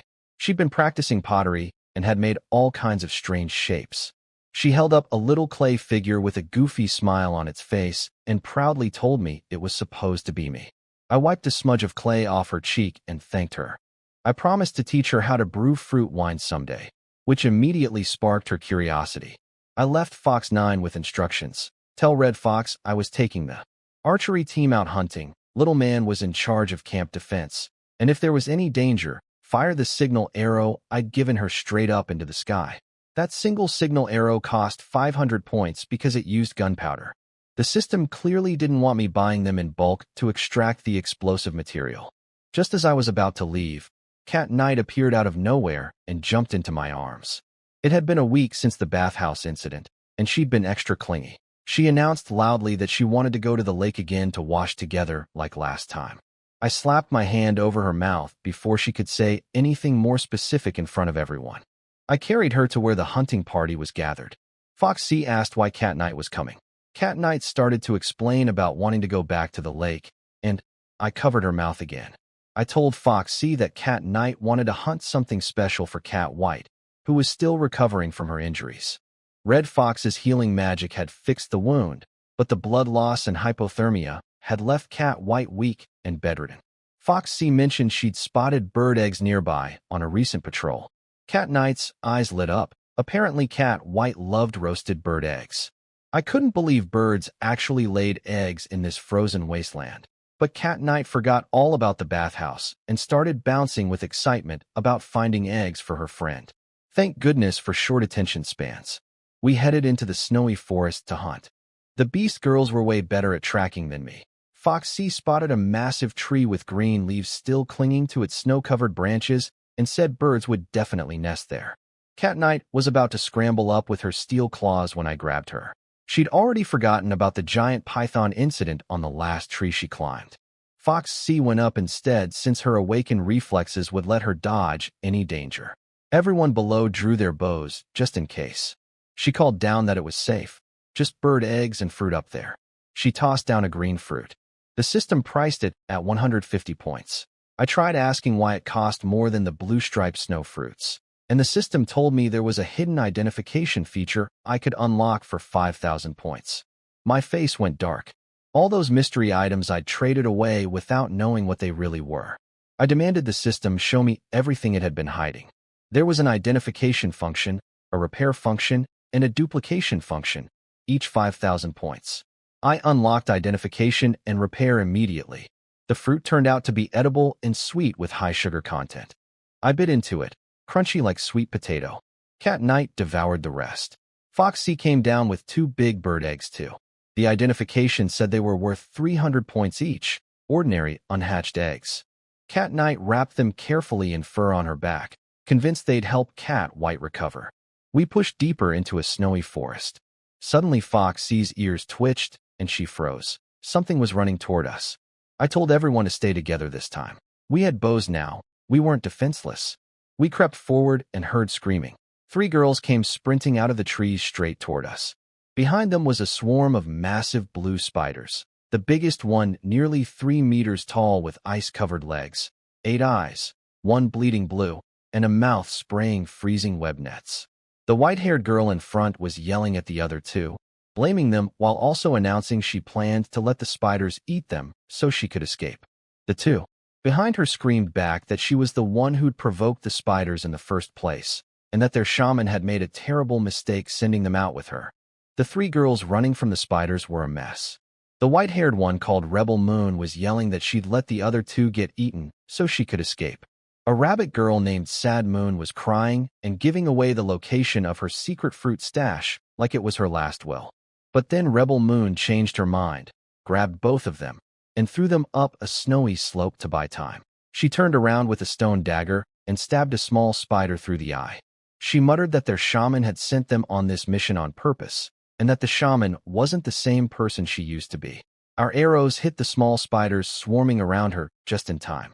Fox C walked down the slope with a smirk. She recognized Rebel Moon immediately. Still the same terrible attitude, Foxy said. Turns out these 3 were scouts sent by the Black Sheep tribe to find Red Fox. Rebel Moon didn't deny it. Foxy told her she was now a prisoner and to sit down. I used my new identification feature on the big spider. Ice Spike Spider, mature second-tier low-rank magical beast. Ice armor on its body deflects attacks. Mouth sprays freezing webs that trap enemies. Then its sharp legs pierce them, worth every point of that 5,000-point unlock. So this world really did have ranked magical beasts, proper fantasy world stuff. I couldn't help wondering if there were dragon islands across the sea with dragon girls on them. Our arrows bounced off the big spider's ice armor. Only Foxy's shots could barely stick in the surface. She'd already taken out 2 of its 8 eyes with precision shots. I handed Shurshur an iron arrow. Foxy couldn't pierce the armor, and neither could I, but Shurshur was a different story. Her forehead symbol blazed, and she drew that ironwood bow until it shook. Even Rebel Moon on the ground felt the terrifying pressure. The arrow screamed through the air with a sonic boom. It punched clean through the spider's side, severing one of its front legs and coming out the other side. Blue blood sprayed across the snow, and the giant spider crashed down. While it was stunned, I put an arrow through another eye. My accuracy was really improving. The spider tried one more ice web attack. Shurshur slammed it down with her saber before it reached us, but the blade instantly frosted over. The system's description of trapping enemies was underselling it. That web would freeze you into an ice sculpture on contact. I shot an arrow into the spider's mouth as it tried to charge another blast, freezing its own face. Then I smacked Shurshur on the back and told her to finish it. She charged in. The remaining small spiders rushed to protect their leader, but Foxy and the other archers dropped them with 100 arrows before they got close. Shurshur reached the big spider, chopped off its remaining legs, then drove her blade straight through its unarmored face. Blue blood erupted everywhere. It twitched a few times and went still. The whole fight was clean and fast. Behind us, Rebel Moon and her 2 companions stood frozen with their mouths hanging open, unable to believe what they'd just witnessed. After the battle, everyone started processing the spider corpses. Foxy told me the meat was edible but scarce. The real value was in the legs, which could be made into weapons. She handed me one. The blue leg was covered in sharp ice spikes, and the moment I touched one, frost spread across my finger and it went numb. Foxy panicked and grabbed my hand, putting my frozen finger in her mouth to warm it up. The soft, warm feeling melted the frost instantly, and my fingers started tingling back to life. It also made my heart race in a way that had nothing to do with frostbite. I pulled my hand back before things got awkward with everyone watching. The system detected the spider body as a rare item, 2,000 points straight or 200 plus a new special product. I chose the unlock. For the first time, instead of another weird flavored drink, I got a whole weapon series. Ice Spike Spear, Ice Spike Warblade, Ice Spike Longbow, and Ice Spike Warhammer. They looked incredible in the shop images, crystal blue and deadly. Prices ranged from 2,300 to 3,000 points. Tempting, but I needed to save my remaining 20,000 plus points. Then Shurshur jogged over with something even better. She'd cut into the big spider's head and pulled out a blue crystal stone. The identification system told me it was an ice spike crystal, the spider's magical core, used for crafting magic staffs or spell scrolls. I asked Shurshur what the tribes normally did with these. She said shamans made them into staffs, and one shaman had once ground one up and put it in a potion. The person who drank it froze into an ice block. So did the shaman who made it. They nearly died. So basically, the Beast Girls had no idea how to properly use these things. The system flagged the crystal as rare too, 3,000 points or 300 plus a new unlock. I went with the unlock again. We had enough loot to head back. Over 30 spider corpses for just 10 of us to carry. I told Shurshur to help everyone pack up, but she didn't move. She stood there with red eyes, looking like she was about to cry, her expression full of pain and guilt. Something was clearly wrong. I looked up at her, waiting.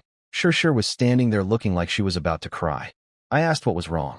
She lifted her saber. The blade had chips and cracks from cutting through the ice spider's frozen armor. She felt terrible for not protecting the weapon I'd given her. I took the sword and silently activated the repair function. Cost me 20.5 points. The system couldn't even round down that half point. The cracks vanished instantly, and even the old wear from previous battles disappeared. I told Shurshur to stop worrying and use it without holding back. She turned bright red trying to say thank you, managed only, I'll go help, and ran off. I checked the new item the ice crystal had unlocked. An ice spike scroll for 600 points. A one-use magic attack that launches ice spikes at everything in front of you and freezes them. Expensive for single use, but it was genuine magic from my shop now. I wondered how powerful it really was. Then I went to deal with the 3 prisoners. Cat Knight had already tied them together in a bundle. One was furious. That was Rebel Moon, a red-haired wolf girl. One was sobbing. Sad Moon, a rabbit girl. And the third was asleep, literally unconscious, tied up in the snow. Her name was Lazy Moon, and she appeared to be some kind of koala girl. What kind of tribe sends these 3 on a mission together? Cat Knight and Rebel Moon were old rivals from when the Black Sheep tribe attacked. Cat Knight was loving every second of having the upper hand now. She pinched Rebel Moon's cheeks and yanked out a tuft of her silver-white tail fur as a war trophy. Rebel Moon screamed murder threats, while Sad Moon wailed from the ropes, tightening with every struggle. Rebel Moon refused to answer any questions, so I turned to Sad Moon. I told her if she didn't talk, I'd strip her naked, shave her tail, and roast her on a spit. She broke down completely and confessed everything. Their shaman had sent them to track down Red Fox and also find someone called Shinka, a shaman from another tribe that the Black Sheep had conquered in alliance with yet another tribe. So the Black Sheep weren't just attacking Red Fox's people.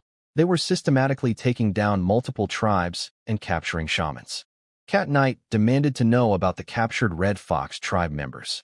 Sad Moon stammered that they were locked up but alive. The shaman was too busy attacking other tribes to bother with them. She clearly understood that if those prisoners were dead, she'd be joining them. Cat Knight puffed up her chest and declared that once we were ready, we'd strike back at the Black Sheep tribe and lock them all up instead. Rebel Moon sneered that we'd never beat the Black Sheep tribe because their shaman now had way more warriors than before. I ignored the trash talk and asked why the Black Sheep would send these 3 disasters on a scouting mission. One rebel who wouldn't follow orders, one crybaby rabbit, and one girl who literally fell asleep while tied up as a prisoner. Sad Moon broke down crying and said she genuinely didn't know the reason. The shaman had just called Rebel Moon in for a private talk, and then she and Lazy Moon got dragged along. Rebel Moon refused to say anything. I tried threatening to pull her tail fur like Cat Knight had done, but she declared she didn't fear pain and would never submit. Her eyes were dead serious. Pulling fur and making threats worked on Sad Moon, but this wolf girl was a different breed. Then I noticed her bare feet after removing her tattered fur boots. Her toenails were white like gemstones, glinting in the snow light. But more importantly, I had an idea. I told Cat Knight to hold down Rebel Moon's legs. Then I started tickling the soles of her feet. She exploded into uncontrollable laughter. Not happy laughter, the desperate, agonized kind. She screamed she'd never beg for mercy. I wasn't in any rush. Foxy's team still needed time to process the spider corpses. 20 minutes later, Rebel Moon was drenched in sweat, gasping, and her laughter had turned into sobbing. The wolf girl who'd never cried in front of anyone finally cracked. She confessed through tears. The Black Sheep shaman had sent her out supposedly to search for Red Fox and another escaped shaman named Shinka, but Rebel Moon knew the real reason. The shaman just wanted to get rid of her because she never obeyed orders. As for the other 2, Rebel Moon had actually asked the war chief to add them herself because she didn't want to be lonely. So Sad Moon and Lazy Moon were dragged into this frozen wasteland not by the shaman's command, but because of Rebel Moon's whim.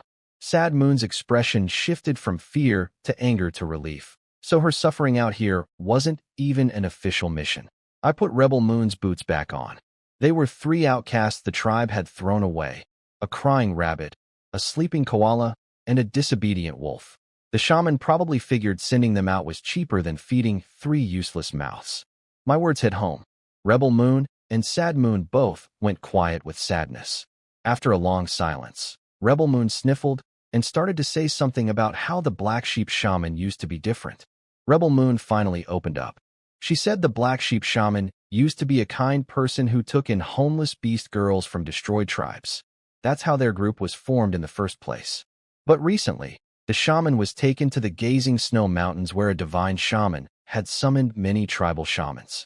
After she came back, she completely changed. This matched what the goblin leader had told us. Someone powerful in those mountains was gathering shamans, and it was changing them. The word, divine shaman, kept coming up, and whoever this person was, they were clearly on the opposite side of me, capturing shamans from every tribe they could find. I didn't know how strong a real divine shaman might be.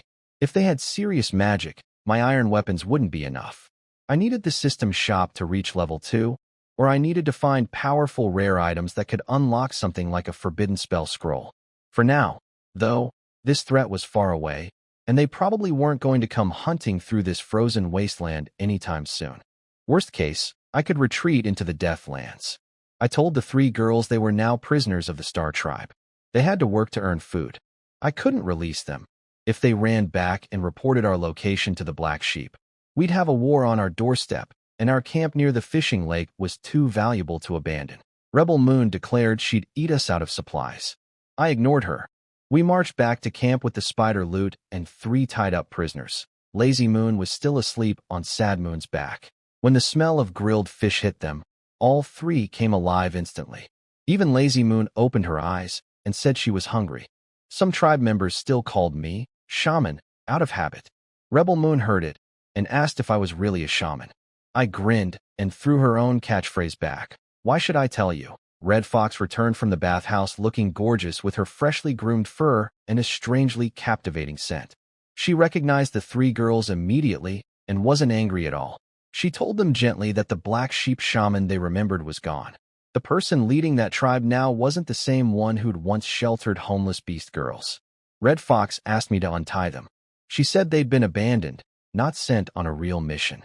The shaman only kept useful people now, and these 3 had been thrown away. That hit all 3 of them hard. Even calm Lazy Moon teared up. She asked Red Fox what they should do. Red Fox wiped her tears and pointed at me. If they wanted answers, they should ask our divine shaman. All 3 heads snapped toward me with wide eyes. Rebel Moon looked especially stunned that the man who'd tickled her into sobbing was supposedly a legendary divine shaman. I just smiled at her expression. What? You don't believe it. I was surprised Red Fox revealed my identity so freely, but she clearly trusted these 3 and wanted to recruit them. Lazy Moon grabbed my hand with sleepy eyes and asked what they should do. She didn't want to leave her friends, and she still had snacks hidden under her bed back home. I laid it out plainly. Every shaman who'd been taken to the Gazing Snow Mountains came back changed. Either they were being controlled, or they'd been replaced by imposters. The Black Sheep shaman they loved wasn't the same person anymore. If they wanted to save her, the plan was simple. Defeat the Black Sheep tribe and capture their shaman to find out what happened. Then take down the other corrupted tribes and eventually go after the divine shaman behind it all in the mountains. Sad Moon said it was hopeless. That tribe was too powerful, stronger than all the wasteland tribes combined. I told her we hadn't even tried yet, and the fact that this divine shaman needed others to do her dirty work meant she had weaknesses too. Besides, she was a divine shaman, and so was I. I grabbed Rebel Moon's cheeks and asked her loudly if she wanted the old Black Sheep back. She shouted at the top of her lungs that she did, and also that they hadn't eaten all day. The whole camp turned to stare. Across the campfire, Cat Knight was feeding boiled bird eggs to Cat White, who split one and saved the other for me. Cat Knight started telling Cat White about what happened at the bathhouse. I chose not to listen. I told the 3 girls to trust me. Once we built up enough strength, at least 10 archers and 20 frontline fighters, we'd strike back. The problem was our tribe only had about 50 people, and after removing the young and non-fighters, we barely had 20 capable warriors. Red Fox came over and vouched for all 3. Rebel Moon had the talent to become an awakened warrior soon. Sad Moon had learned a lot of useful knowledge from her mother despite being a crybaby. And Lazy Moon, despite sleeping constantly, had stealth abilities that surpassed even Cat Knight's. I understood. Red Fox was telling me these 3 were worth keeping. At the campfire, the trio was devouring grilled fish like they'd never eat again. Lazy Moon was actually awake for once, warmed by the fire, clutching a piece of fish and telling the other 2 it was better than their dried meat rations. Even stubborn Rebel Moon was too hungry to maintain her tough act. I sat down next to them and offered Rebel Moon a piece of roasted sweet potato. I'd bought a batch from the system because I was sick of fish. The whole tribe had fallen in love with them, and the little beast girl stared at the sweet potato pile in the cave every mealtime. Rebel Moon sniffed the strange new food suspiciously, then bit down on the steaming hot piece. She screamed that it was burning her mouth. I told her to spit it out before it blistered. She refused. The sweet, soft flavor had her ears standing straight up in excitement. She swallowed it down with a red face, then lunged at the piece still in my hand and bit my fingers along with the potato. I yelled that she'd bitten me. She didn't care. The stubborn wolf girl who'd sworn never to submit was now fighting me for sweet potato with her teeth. That night, the camp was quiet with just a few campfires still burning. Most beast girls slept 2 or 3 to a snow house for warmth. I had my own little wooden cabin now, the first one built at camp. Inside was a small wooden bed with thick fur blankets, a handmade storage box, and some unfinished projects in the corner. I dumped the day's harvest of sweet grass fruits into the box, thinking about using them for brewing fruit wine. I lay down and started planning tomorrow. I needed to make wooden barrels and test whether the golden oil fruit could seal them properly. Then my door creaked open. Cat Knight slipped in. She'd been thinking about the bathhouse all day and wanted to go right now. I told her it was too late and too dangerous. She pouted and jumped onto my tiny bed, nearly falling off the edge. I pinned her down and told her to be quiet. The night guards would hear us and come bursting in thinking I was under attack. I told her we didn't need the bathhouse, but she had to stay absolutely silent. She nodded eagerly and promised. Outside, White Rabbit was on guard duty, teaching some of Long's younger girls how to sew with real needles. One girl pricked her finger and started bleeding. White Rabbit remembered my tip about putting a bleeding finger in your mouth, and the little ones were amazed when it worked. At one point, White Rabbit's long ears caught some strange sounds, creaking wood and what sounded like a cat meowing. But a girl pricking her finger distracted her, and she forgot about it. The next morning, someone pounded on my door. Food had gone missing from storage, about 4 or 5 frozen fish. I quickly wrapped myself in the blanket. Cat Knight was still dead asleep, exhausted. I told her to keep sleeping and went out to investigate. Red Fox was already in the cave counting supplies. She showed me footprints in the snow that looked like they belonged to a person, not an animal. White Rabbit had heard strange sounds around the time we'd gone to sleep, including what she thought was cat sounds. Red Fox suggested it might be catfolk thieves from outside. I coughed loudly and changed the subject. The cat sounds White Rabbit heard around that time definitely weren't from any thief. I told Red Fox not to announce the theft to everyone. Instead, we'd set a trap tonight. I'd teach her and Fox 9 how to rig it, and we'd catch whoever was sneaking into our camp. Red Fox smoothed over the missing food situation and brought Fox 9 to me at the cave. I had some sticks and rope ready to build a trap. I explained the concept to Fox 9, set something up in advance, and wait for the enemy to trigger it. I described a pit trap as an example, but since the cave floor was solid rock, I'd use a different approach. A spring-loaded snare that could also be used to catch small animals in the wild. I bent a flexible branch, tied a rope to it, ran a thin line across the cave entrance disguised against the wall, and set a trigger stick at shin height covered with snow. When someone kicked the stick, the tension would release and the rope would snag their leg and yank them upward. I grinned at Fox 9 and asked if she wanted to test it. She hesitated but agreed. The moment her shin bumped the trigger stick, the line snapped tight around her ankle and whipped her upside down. I caught her before she slammed into the rock wall and set her down gently. She was dizzy but fascinated. Red Fox sighed, saying if they'd known traps like this back at their old camp, they might not have been ambushed in the night. I told Fox 9 she could adapt the design for outdoor use by sticking 2 poles in the ground and baiting the area with food to catch small prey. She barely waited for me to finish before sprinting outside to try it with her friends. Then I brought up something I'd been neglecting. We needed a fence around the camp. Without any boundary, someone had walked right in and stolen food without anyone noticing. Red Fox looked confused. She'd never heard of enclosing a living area with wood. Her people had always lived in caves, hollow trees, or behind boulders. Wood was too precious for burning, and any structure built in the open would get destroyed by the next blizzard. I understood her reasoning, but we still needed it. A fence wouldn't just keep intruders out. It would help lost tribe members find their way back, and it would give everyone a sense of security. Even if a beast broke through, the noise would wake everyone up. Red Fox agreed. I told her I'd go explain the design to Sure and Foxy's teams, since they'd be doing the actual building. I also asked Red Fox to cover the cave trap with fresh snow and keep watch tonight. If she heard anything from the cave, come check immediately. She watched me jog toward the training grounds with a smile on her face. She told me later that she hadn't smiled this much since before her mother disappeared. Every burden of running the tribe, food, shelter, healing the wounded, had fallen on her shoulders when her mother left. She'd buried her desire to go search for her mother deep inside, putting the tribe first. Now that I was here, she finally felt she could hand over that weight. Once we rescued the captured tribe members, she planned to go find her mother at last. Fox C hammered a sharpened stake into the frozen ground with impressive force. I nodded approvingly. Then an explosion of dirt hit me from behind. Shir had driven her stake so deep that only a foot stuck out above the surface. She looked smugly at Foxy's work. I had to gently tell her the stakes needed to be the same height, and burying them didn't help keep enemies out. Everyone from the archery range joined the fence-building effort. I planned a half-circle connecting to the mountain wall, enclosing our snow houses and the cave. We didn't have enough wood for a full perimeter. Some had to be saved for firewood. I left one gap of about 3 or 4 meters open on purpose. I pulled Shir and Foxy aside and whispered the real reason for the gap. The food thief was still out there, watching us from somewhere nearby. The gap was bait.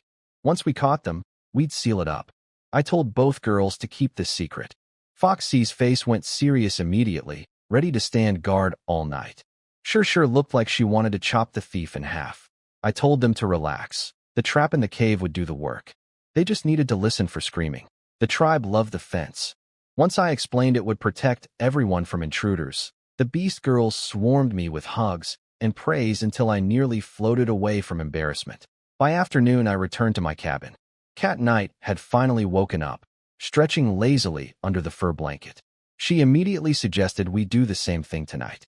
I shut that down and told her Cat White needed company in her cold snow house. Cat Knight pouted but agreed, then added she'd come back tomorrow.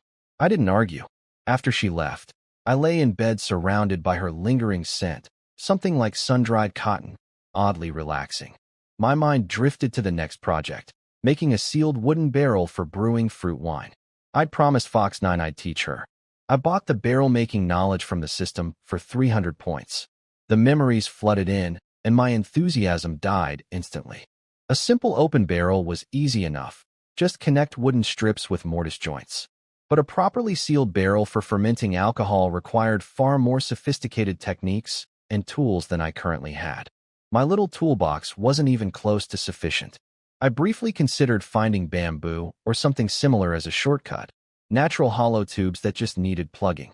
But I rejected the idea. Taking shortcuts on every problem would stunt the tribe's development. If there was a proper way to make barrels, I needed to figure it out, even if it was harder. That was the whole point of building a real civilization. The barrel project had to wait. That evening, Long's fishing team returned with only about 20 small fish. The lake was running dry. I told her to cut the fishing crew in half starting tomorrow and join Foxy's archery training instead. We couldn't rely on one food source forever, and Long needed combat skills for what was coming. After dinner, I found Gigi and some little beast girls playing with the ice spider leg parts, pretending to be warriors. Gigi was waving a spider leg around, calling herself Gigi the Warrior, while a shy fold-eared girl named Red Fruit held a spider shell piece as a shield, looking terrified. I took the spider leg away from Gigi before someone got frostbitten. Those ice spikes were genuinely dangerous. Gigi hugged me and asked if I could give them something yummy. Cat Knight had apparently told her about the compressed biscuits from our very first meal together, and now all the little ones wanted to try them. I told them they could have biscuits, but they had to earn them by completing a mission. Gigi immediately saluted and pledged to complete the task. Little Red Fruit copied her, face bright red. I needed something that would burn off their energy without being too dangerous. I decided to teach them simple pit traps, much easier than the rope snare I'd shown Fox 9. Just dig a small hole, cover it with a piece of hide, sprinkle snow on top, and place bait. When an animal steps on the food, it falls through. The little ones understood instantly and wanted to rush outside into the dark right then. I stopped them. Nighttime was too dangerous. They'd go out tomorrow morning with Shir as their bodyguard. I also told them to bring the 5 fat wolves along for exercise. Those wolves had gotten so comfortable with their all-you-can-eat lifestyle that they were turning into lazy house dogs. Gigi was thrilled about going on a real hunting trip. She had her mother Long's boldness. This was the same little chinchilla who'd once snuck into a stranger's camp alone to steal soup. I handed her a red date compressed biscuit as an advance payment. She tried to refuse nobly, saying a warrior shouldn't accept rewards before completing the mission. But her nose had already caught the sweet smell, and drool was literally about to drip onto my hand. The other little ones crowded around with huge begging eyes, and I knew this trap hunting squad was going to be very motivated tomorrow. I gave Gigi the biscuit, and she immediately broke it into pieces for all her little friends. These beast girls had ridiculous strength. Even a small child could snap a rock-hard compressed biscuit with her bare hands. Back on Earth, I couldn't even break an apple without a knife. After sending the kids to bed, I checked with White Rabbit about the spider parts. She said they could be made into weapons, but the tribe's weapon crafter, a girl named Thunderflame, had been captured by the Black Sheep tribe during the attack. Without her, nobody knew how to work with these materials. White Rabbit got sad talking about it, so I rubbed her drooping rabbit ears until she perked up. I promised we'd rescue everyone once we were ready. I traded the leftover spider pieces to the system for points. I asked if I could learn to craft magic weapons from these materials, but the system told me to unlock level 2 first. So the second-tier shop would have both modern weapons and magical ones. Once I had that, combining science and magic would make me unstoppable. But what would it take to unlock level 2? Did I need to reach the Iron Age? Build a town? Develop steam power? Even making a simple barrel was giving me trouble. A steam engine was beyond imagination right now. I went to bed alone that night. Without Cat Night, the cabin felt cold. But a great leader couldn't waste his energy on such distractions. At least that's what I told myself. The next morning, Gigi's little squad was already at Shirshir's side, ready to go. Shirshir put down her bow without hesitation when she heard it was my assignment. She led the kids and the 5 lazy wolves out of camp. Those wolves had gotten so pampered they barely looked like predators anymore. Long joined the archery training with Fox, seeing now that her fishing duties were reduced. The morning was peaceful and productive. By the campfire, Cat Knight was telling a group of girls about how my body was different from theirs, claiming it was a special divine shaman ability that could awaken warriors. The other girls stared with envy, whispering about wanting me to grant them the awakening power too. Nearby, Rebel Moon sat alone pretending not to care, but she crushed her fish into a ball in her fist. She muttered that she'd become an awakened warrior soon too. Her eyes kept drifting toward my cabin. I could tell she was wrestling with something internally. Sad Moon was happily eating beside her, saying these past few days had been the best of her life. Warm shelter, full meals, no fear. Even in the Black Sheep tribe, they'd sometimes gone hungry when hunts failed. Some girls had gotten sick from eating unknown wild plants out of desperation. Rebel Moon stuffed the crushed fish into her mouth, her eyes hardening with determination. She was remembering the Black Sheep tribe members who'd been driven away by their changed shaman, and how she'd been powerless to stop it. She'd made up her mind. Even if it meant being tickled again, she would ask me to grant her the power of awakening. She needed that strength to save the Black Sheep tribe and everyone who'd been abandoned. While I stayed at camp that morning, Gigi led her little squad out with Shirshir as their bodyguard and the 5 fat wolves in tow. I heard the full story when they got back. Gigi had thrown herself into the digging mission with incredible enthusiasm. She used the iron shovel I'd given Shirshir and carved out a pit over a meter deep, way bigger than I'd intended. Red Fruit pointed out it was enormous, but Gigi declared she wasn't going to waste time catching small animals. She wanted something as big as those green-furred boars we'd fought before. Then she got stuck on a problem. Even if a big animal fell in, how would they kill it? She thought about it hard, and then had a genuinely clever idea. She'd seen the sharpened stakes I used for the camp fence and realized she could plant the same kind of spikes at the bottom of her pits. Anything that fell in would be impaled. Even Shirshir was impressed. The kid had independently invented a spike trap just from observing the fence I'd built. They dug 3 large pits, covered each one with a hide sheet pinned at the corners, sprinkled snow on top, and left a piece of grilled fish as bait. They marked each trap with a stone so they wouldn't fall into their own holes on the way back. Shirshir then led the group into a snowy forest we'd hunted in before. Gigi shared some wild fruit she'd found. It turned out to be brutally sour. Just as she was about to spit it out, Shirshir clamped a hand over her mouth and pushed everyone down. Ahead of them was a snow crystal bowl. about 2 meters tall with thick white fur and a pair of gleaming white crystal horns. It was eating a fresh kill, blood staining the snow around it. Sure explained this thing was extremely dangerous. Its crystal horns were covered in spikes that would pierce anything they hit, and large tribes used those horns to make magic staffs and high-quality weapons. Gigi wanted to charge in or call for backup, but Sure had a better plan. Dig one more pit right there. Food was so scarce in this wasteland that the bull would charge the moment it spotted them, straight into the trap. It wouldn't need to fall all the way in, just get stuck long enough for Sure to finish the job. Gigi's eyes lit up. Digging was her specialty now. The little squad got to work immediately, using their last piece of hide to cover a pit just wide enough to trap the bull's legs. Sure and the little squad pulled off the hunt beautifully. I got the full story later. Sure had shot 2 arrows into the snow crystal bull from a distance, enraging it into charging straight at her. It ran right over the hidden pit, and its front legs dropped through. Sure jumped onto its back and hacked at its neck with the saber while the wolves tore at its sides. The bull bled out and collapsed. Gigi's team was ecstatic. Their trap had actually worked on a massive, dangerous beast. When they returned, Long heard that I'd sent her daughter on a hunting mission and looked ready to punish Gigi. I calmed her down, explaining the kids needed something productive to do before they hurt themselves playing with frozen spider legs. And honestly, they'd done better than I expected. Long asked what I needed her for. I told her I was making a wooden barrel and needed help. I decided to push through the crafting challenge rather than keep putting it off. If I could master barrel making, the tribe would have portable containers better than fragile clay pots for when we eventually marched back to the wasteland. And more importantly, I could finally start brewing fruit wine, another step in advancing our civilization. I still didn't know exactly what the system required to unlock the level 2 shop, but I figured every new craft technique counted toward it somehow. I gathered the idle tribe members around the campfire and asked if everyone had tried the iron bathtub at the lake. They all nodded happily. One little fox girl asked if I was inviting them all to bathe together. I choked and quickly changed the subject. I showed everyone how to split logs into uniform curved planks. Without a proper plane tool, each piece had to be thumb-width thick with a slight curve on one side. With a dozen beast girls chopping and shaping alongside me, we produced enough planks quickly despite some failures that got tossed into the fire.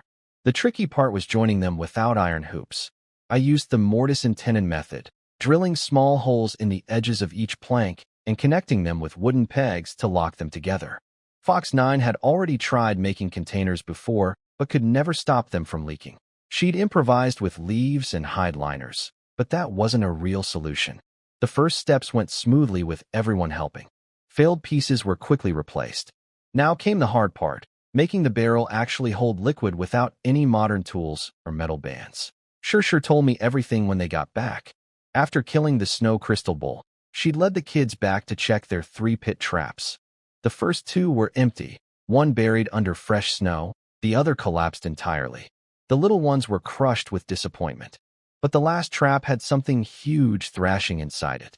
Gigi's spike trap had caught a real target, except it wasn't an animal. It was a pigman, a creature with a pig's head on a humanoid body, wearing crude green pigskin on its shoulders and carrying a stone hammer. Its legs and lower body were impaled on the wooden spikes at the bottom, bleeding badly. Gigi thought it was another green-furred boar and raised her shovel to finish it, but Sure stopped her. This was a beast folk, one of those half-animal humanoids Gray had told me about, the ones who hated our kind and called us aberrant beasts. The pigman tried to bluff them, claiming his tribe was nearby and would come kill them if he shouted. Gigi innocently asked why he hadn't called for help already if that were true. The pigman had no answer. Sure pressed her saber against its throat and drew blood. It talked fast after that. Its tribe of about 30 pigfolk was hiding in a cave on the other side of our mountain, past the frozen lake. They had one berserker, their version of an awakened warrior, but no shaman equivalent. That was serious news. 30 beast folk with a berserker right next to our camp, and we hadn't even known. Sure pulled the pigman out of the pit.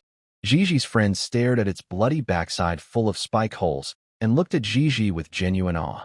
She just grinned and asked if a pigman counted as a catch. That earned her a biscuit reward.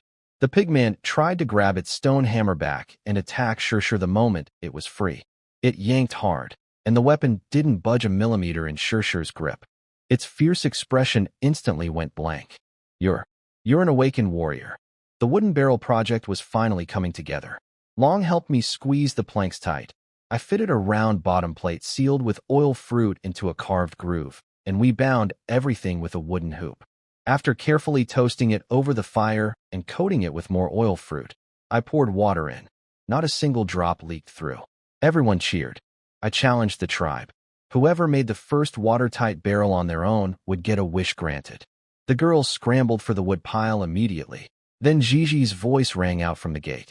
I went outside and couldn't believe what the wolves were dragging in. A pig-headed humanoid creature, beaten and barely conscious. An actual beast folk with a pig's face on a human body. This fantasy world kept getting more real every day. I was just grateful I had beautiful beast girls to look at instead of pig faces all day. Gigi was worried it didn't count as proper prey.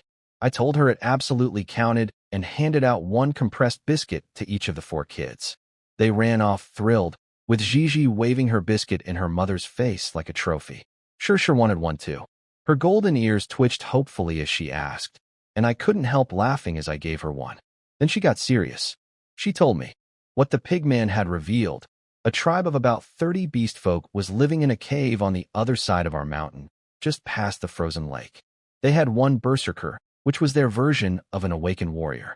The pigman woke up and started making threats about his tribe coming to destroy us. I leaned in close with a knife and asked him calmly what would happen if I cut his throat before he could make a sound. His bravado vanished and his body started shaking. I squeezed every detail out of him. How many fighters they had, how many non-combatants, their hunting schedule, their guard rotation. A hostile force of 30 was sleeping right next door to us, and I hadn't even known. I couldn't let that stand. You don't leave an enemy this close and hope for peace. If I didn't deal with them first, one day they'd catch us off guard. Maybe while half the tribe was fishing or bathing at the lake. I needed to strike before that happened. I tied the pigman to a tree at the archery range and left him out in the cold. He screamed that he'd told me everything and would freeze to death. I told him to hang in there. Once I verified his information, I'd decide what to do with him. His thick fur would keep him alive, and if it didn't, well, at least I'd find out what he was worth in system points. While eating by the fire, I asked Shirshir something that had been bothering me. Had she ever seen someone like me, with no animal features at all? She said no. Every member of the divine gifted race had at least some beast traits. Ears, tail, colored eyes. I had none of those. My plain black eyes didn't exist in this world. So humans truly didn't seem to exist here. Or at least not in this part of the world. I asked Shirshir why the beast folk hated the divine gifted race so intensely. She told me an old tribal legend. Her people originally came from the sky, meant to disappear like rain or snow. But a god didn't want them to vanish, so they were planted into the earth as special fruits. When wild animals ate those fruits, the divine gifted would inherit their bodies and grow into the beast girls I knew. That meant every time a divine gifted person was born, one wild animal lost its chance to evolve into a beast folk.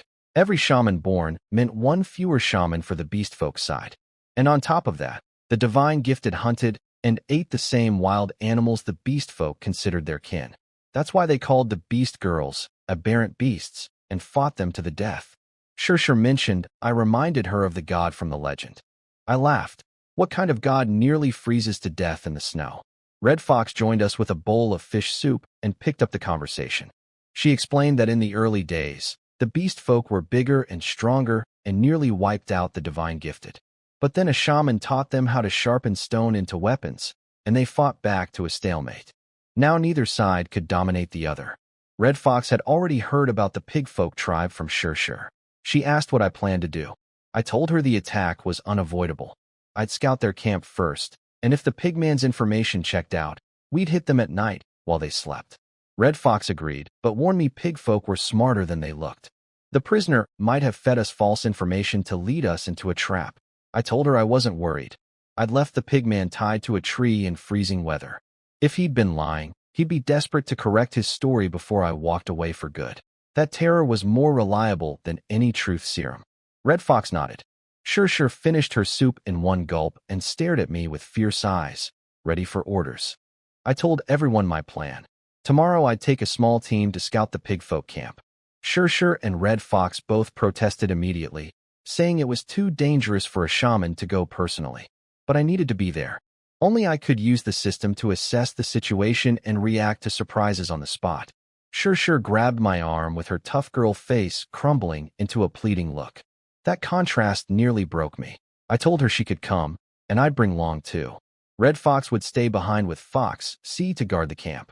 With the wooden fence up and Fox C's archery skills, they could handle most threats. I ordered everyone to stay away from the frozen lake for the next couple of days. No bathing, no fishing. The pigfolk would notice their missing tribesmen and might come looking. That night, I couldn't sleep, running through scenarios in my head. This wasn't a game. One wrong move could get my people killed or enslaved.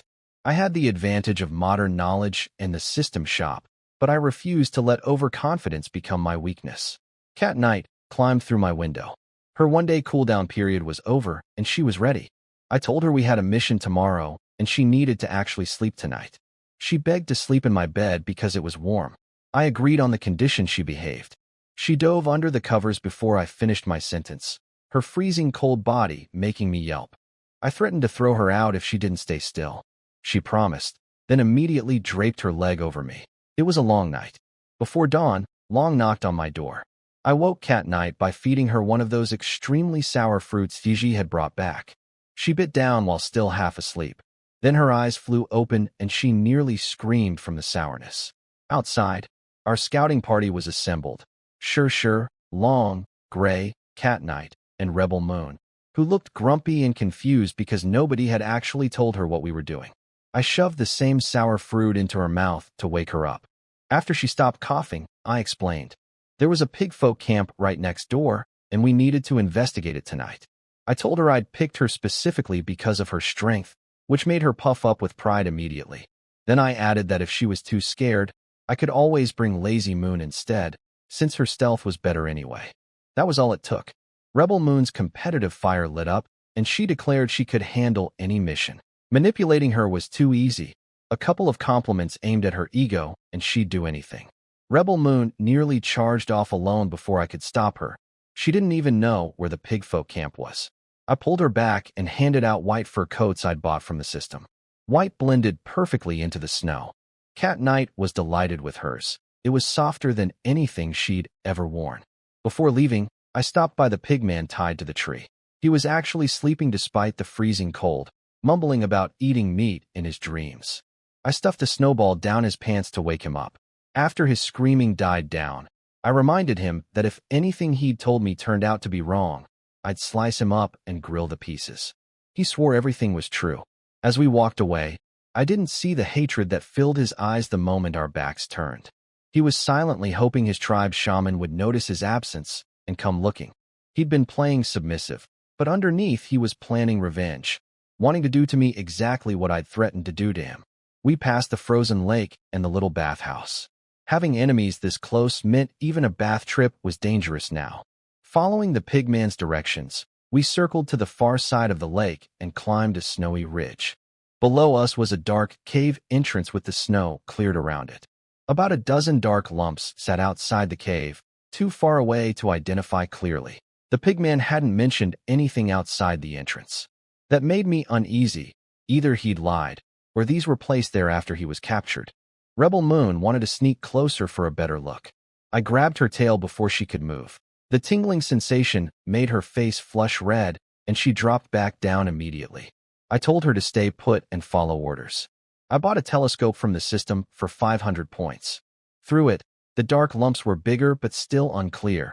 There wasn't enough light, and the pigfolk had no campfires. I should have bought night vision goggles instead. Then it hit me. I was surrounded by animals with superior night vision. A cat, a fox, a wolf, a lion, and a chinchilla. Surely at least one of them could see in the dark better than a telescope could. It turned out everyone except me could see perfectly fine in the dark. Through the telescope, Cat Knight identified the black lumps outside the cave. 11 mossmane boars, the same type we'd fought when we first met Long's group. Those 2 boars back then hadn't been wild strays. They'd come from this pigfolk camp. Long frowned. Even before meeting me, she could barely handle 1 or 2 of those boars. A whole herd plus pigfolk warriors made a direct assault, far more complicated than I'd planned. Something else bothered me. Why would beast folk set up camp in the frozen wastelands? Sure confirmed it made no sense. Both beast folk and divine gifted preferred the warmer wasteland plains or the tree-lined areas below the mountains. Just before dawn, Cat Knight tugged my sleeve. Someone was coming out of the cave. Through the telescope, I saw a figure wearing a white bone headdress and carrying a bone staff about a meter long. A shaman. The pigman had sworn they didn't have one. He'd lied about the most important detail. The shaman raised its staff, and the 11 boars woke up. It seemed to communicate with the largest, darkest furred boar, which shook its head. I didn't like what I was seeing. I pulled everyone back down the slope. We'd been out all night, and if that shaman had any tracking abilities, staying close was stupid. Back at camp, I woke the pigman with a spiked whip across his chest. He looked shocked to see me alive and tried to play dumb, suggesting I just release him and he'd tell his tribe to stay away. I told him I knew about the shaman and the 11 boars outside the cave. His face went white. He couldn't figure out how I'd learned the truth without getting caught. I told Long and Sure to light a fire. I said our pig friend hadn't eaten in 2 days, so I was going to carve slices off him and feed them back to him, to show our tribe's hospitality. They actually started building a fire. The pigman broke completely. He screamed that he'd tell the truth this time. His name was White Fang. The tribe count was real, about 30, but he'd hidden the shaman and the boar herd. He started spilling everything without me even asking. White Fang finally cracked and told me everything. His tribe had originally lived in a forest on the wasteland plains. A masked shaman captured their chief and forced them all to march into the frozen wastelands, bringing their 11 moss-maned boars along. The shaman could control wild animals and make them go berserk, completely ignoring pain. When the pig folk tried to resist, the frenzied boars slaughtered many of them. Now the whole tribe lived in terror of this shaman, who mostly just sat in the cave doing nothing. I asked what would have happened if I'd gone closer to the cave last night. White Fang admitted the boars would have woken up and the shaman would have detected us. His original plan had been for me to get captured so the pig folk would trade him back. I cut a small piece of flesh from his arm and tossed it into the fire to make my point. He watched his own meat sizzle and finally understood I wasn't someone to mess with. He told me the shaman's ability was beast control with a berserk enhancement, basically a mad summoner. Terrifying combination. Then White Fang offered genuinely useful information in exchange for food. Pigfolk always returned to their camp at night, and if someone was missing for more than 3 days, they'd send search parties. He'd already been gone nearly 3 days. Tom was running out. I gave him a fish head to chew on and went back to camp.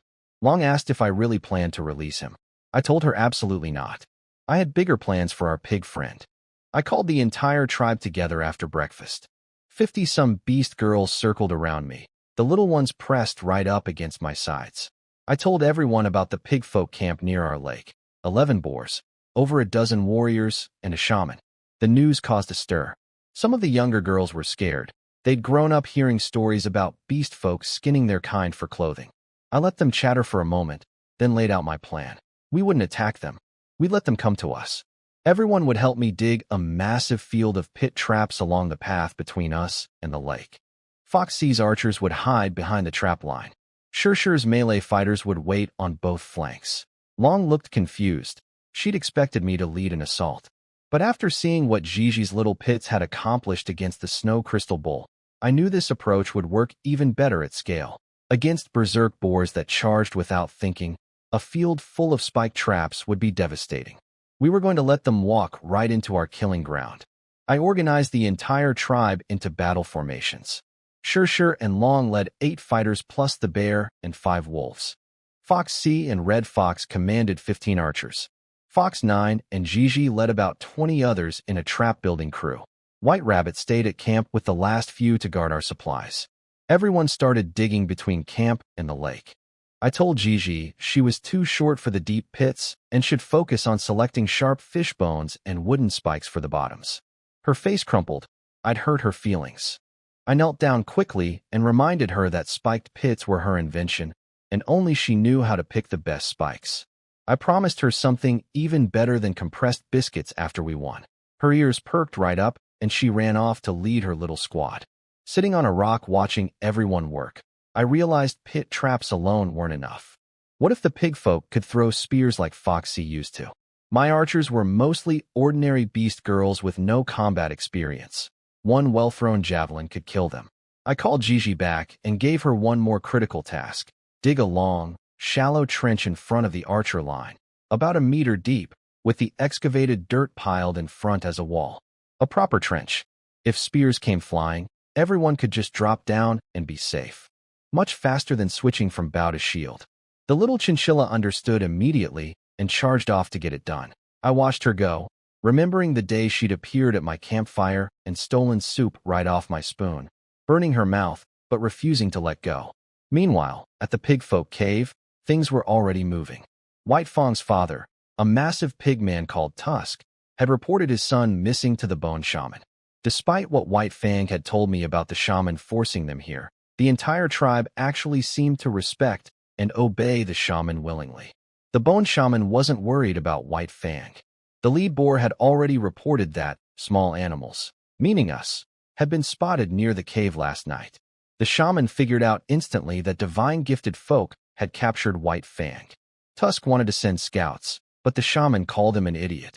If they split their forces, we could attack the undefended cave and steal their food and shelter. Instead, the shaman gave the order, bring everyone, bring all the boars. The beasts would track us down. The shaman's voice turned ice cold. If these divine-gifted people were after the treasure in its possession, it would show no mercy. They were coming. All of them. Exactly what I wanted. I pulled Cat Knight off the construction crew and gave her the most important job: scout the pigfolk camp and report back immediately if they were on the move. She was the fastest person in the tribe, and even a giant python couldn't catch her at close range. I was worried about the shaman's magic, though, so I bought her some chili pepper tear gas grenades from the system. No smoke bombs or flashbangs at level 1, but pepper-based weapons were available. Not cheap, but worth it for Cat Knight's safety. I also searched for something to counter berserk boars. The system offered firecrackers, 1,500 points for basic ones, up to 3,000 for the big ones. Outrageously expensive, but loud noises might be exactly what we'd need. While I was still planning, the pigfolk were already marching. The Bone Shaman rode on the lead boar with the entire tribe behind. All 30-something pigfolk warriors plus 11 mossmane boars. They passed our frozen lake and spotted the fishing hole and the little bathhouse. The shaman realized we'd been neighbors for a while. The shaman wasn't after us specifically. It had been worried we were hunting some treasure it possessed. Once it saw we were just a regular settlement, it relaxed. But Tusk rallied the pigfolk anyway, shouting about killing us all, stealing our food, and feasting tonight. The whole pack howled with excitement. Cat Knight had just arrived and saw the whole army from a tree. She jumped down and sprinted back toward our line. But the dark-furred lead boar sensed her and alerted the shaman. Tusk charged after her, plowing through snow with terrifying speed. Cat Knight taunted him, saying his son's corpse was waiting back at our camp. That drove Tusk into a frenzy. Then the shaman raised its bone staff and chanted. Every pigfolk and boar glowed green, the berserk enhancement. Cat Knight's tail puffed out in alarm. She stopped taunting and ran full speed. Tusk leaped and nearly grabbed her head. She spun and slashed his hand open with her steel claws. But more pigfolk were closing in, so she pulled the pin on the tear gas grenade and tossed it at Tusk. He caught it and laughed, calling it a pathetic pebble throw. Then it exploded. Pepper gas engulfed the entire front group. Every pigfolk was coughing and crying, even the Bone Shaman on its boar. Tusk's eyes were streaming, his huge pig nose dripping. The wind scattered the gas quickly, but it bought Cat Knight precious seconds. The shaman shouted at everyone to keep chasing. It assumed Cat Knight was buying time for our tribe to flee. It couldn't let anyone escape who knew it was here. The pigfolk drew their weapons, animal bones, crude wooden clubs, and Tusk's sharpened stone hammer, and charged after Cat Knight toward our trap line. Exactly where I wanted them. Cat Knight came crashing into my arms, gasping for breath. I gave her a juice box from the system to calm her down. She nearly forgot the emergency because it tasted so sweet, then blurted out that the pigfolk army was already at the lake. I had long tied White Fang to a post right behind the trap field. He was the bait.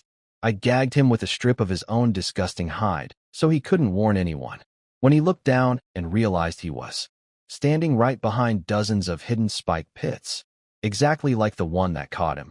He figured out he was the fish, luring his own people in. He thrashed and squealed through the gag, but nobody was listening. Gigi's squad retreated to camp. Only Red Fox, Cat Knight, and I stood in the open behind the trap line.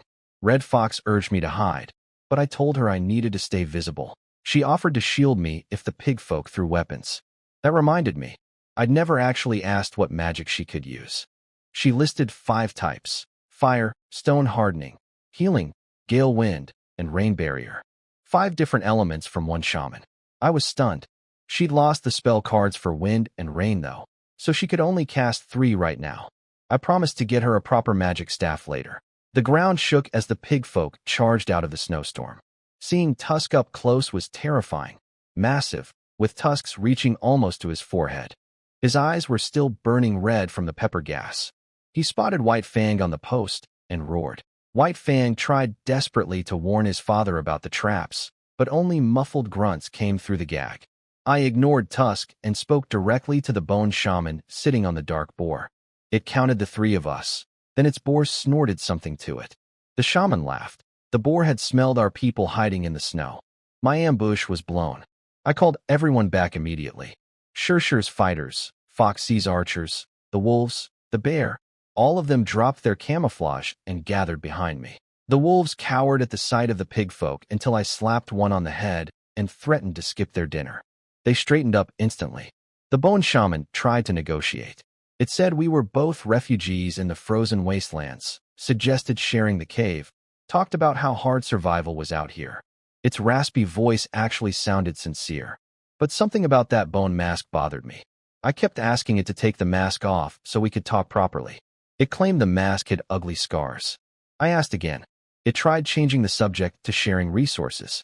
I asked again. It offered cave space. I asked again. Finally it snapped and cursed at me. That told me everything I needed to know. Whatever was behind that mask, the shaman absolutely did not want anyone to see it. And that made it the most important thing on this battlefield. Negotiations were over. I stabbed White Fang in the thigh to provoke Tusk into charging. It worked perfectly. Tusk raised his stone hammer, and the entire pigfolk army rushed forward with the boars. Tusk hit the first pit trap within steps.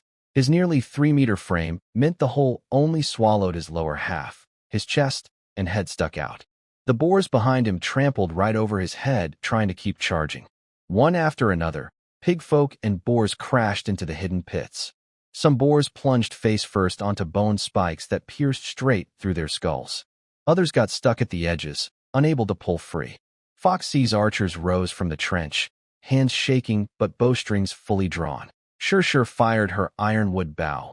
The arrow punched clean through a pigman's skull stuck in a pit opening. Every arrow she shot was destroyed on impact, but so was whatever it hit. The bone shaman panicked, seeing its forces dropping into holes everywhere. It raised the bone staff and chanted for Beast God's Wrath. A blood-red mist spread to every pigfolk and boar, swelling their muscles. Red Fox recognized it as berserk magic, something she'd only seen once at the Gazing Snow Mountains. The shaman taunted me, saying my little tricks couldn't save us. I pulled out a string of firecrackers from the system, lit them with my lighter, and hurled them at the shaman. It ordered a pigman to block, expecting another pepper bomb. The firecrackers exploded with deafening cracks. The boars went insane with terror, bucking and stampeding. The shaman nearly fell off its mount. I sent Shur's melee squad in while the boars were still panicking. Shur dropped her bow and drew her saber. Gray drove her blade through a pigman's eye socket. When Tusk hauled himself out of the pit, feet bleeding, body bulging with berserk muscle, he swung his hammer at Gray. Long appeared instantly, blocking the blow. These two had been partners for years, and their coordination was flawless. Gray yanked her blade free from the corpse and slashed at Tusk's legs while Long held him. The firecrackers stopped. The shaman steadied the boars and spotted Shur's glowing forehead symbol, then Long's. 2 awakened warriors. It cursed. It hadn't expected this kind of force hiding in the frozen wastelands. The shaman told a boar to charge Shur. Its tusk clashed against her saber and actually cracked. That blade was no ordinary weapon. Then the shaman smirked, assuming I'd used up all my magic power on the firecrackers. I looked at my lighter, confused. Since when did throwing firecrackers cost magic? Before the shaman could finish its berserk spell, Red Fox stepped forward behind me. Her bone card glowed orange, and a fireball slammed into the shaman's back. Its smug grin vanished. It blocked with its arm, taking the hit, but the interrupted spell left its warriors only half-enhanced. It stared around at its crumbling army, pits full of impaled soldiers, berserk boars running wild, two awakened warriors carving through its front line, archers raining down from a trench, and a shaman it hadn't even known about.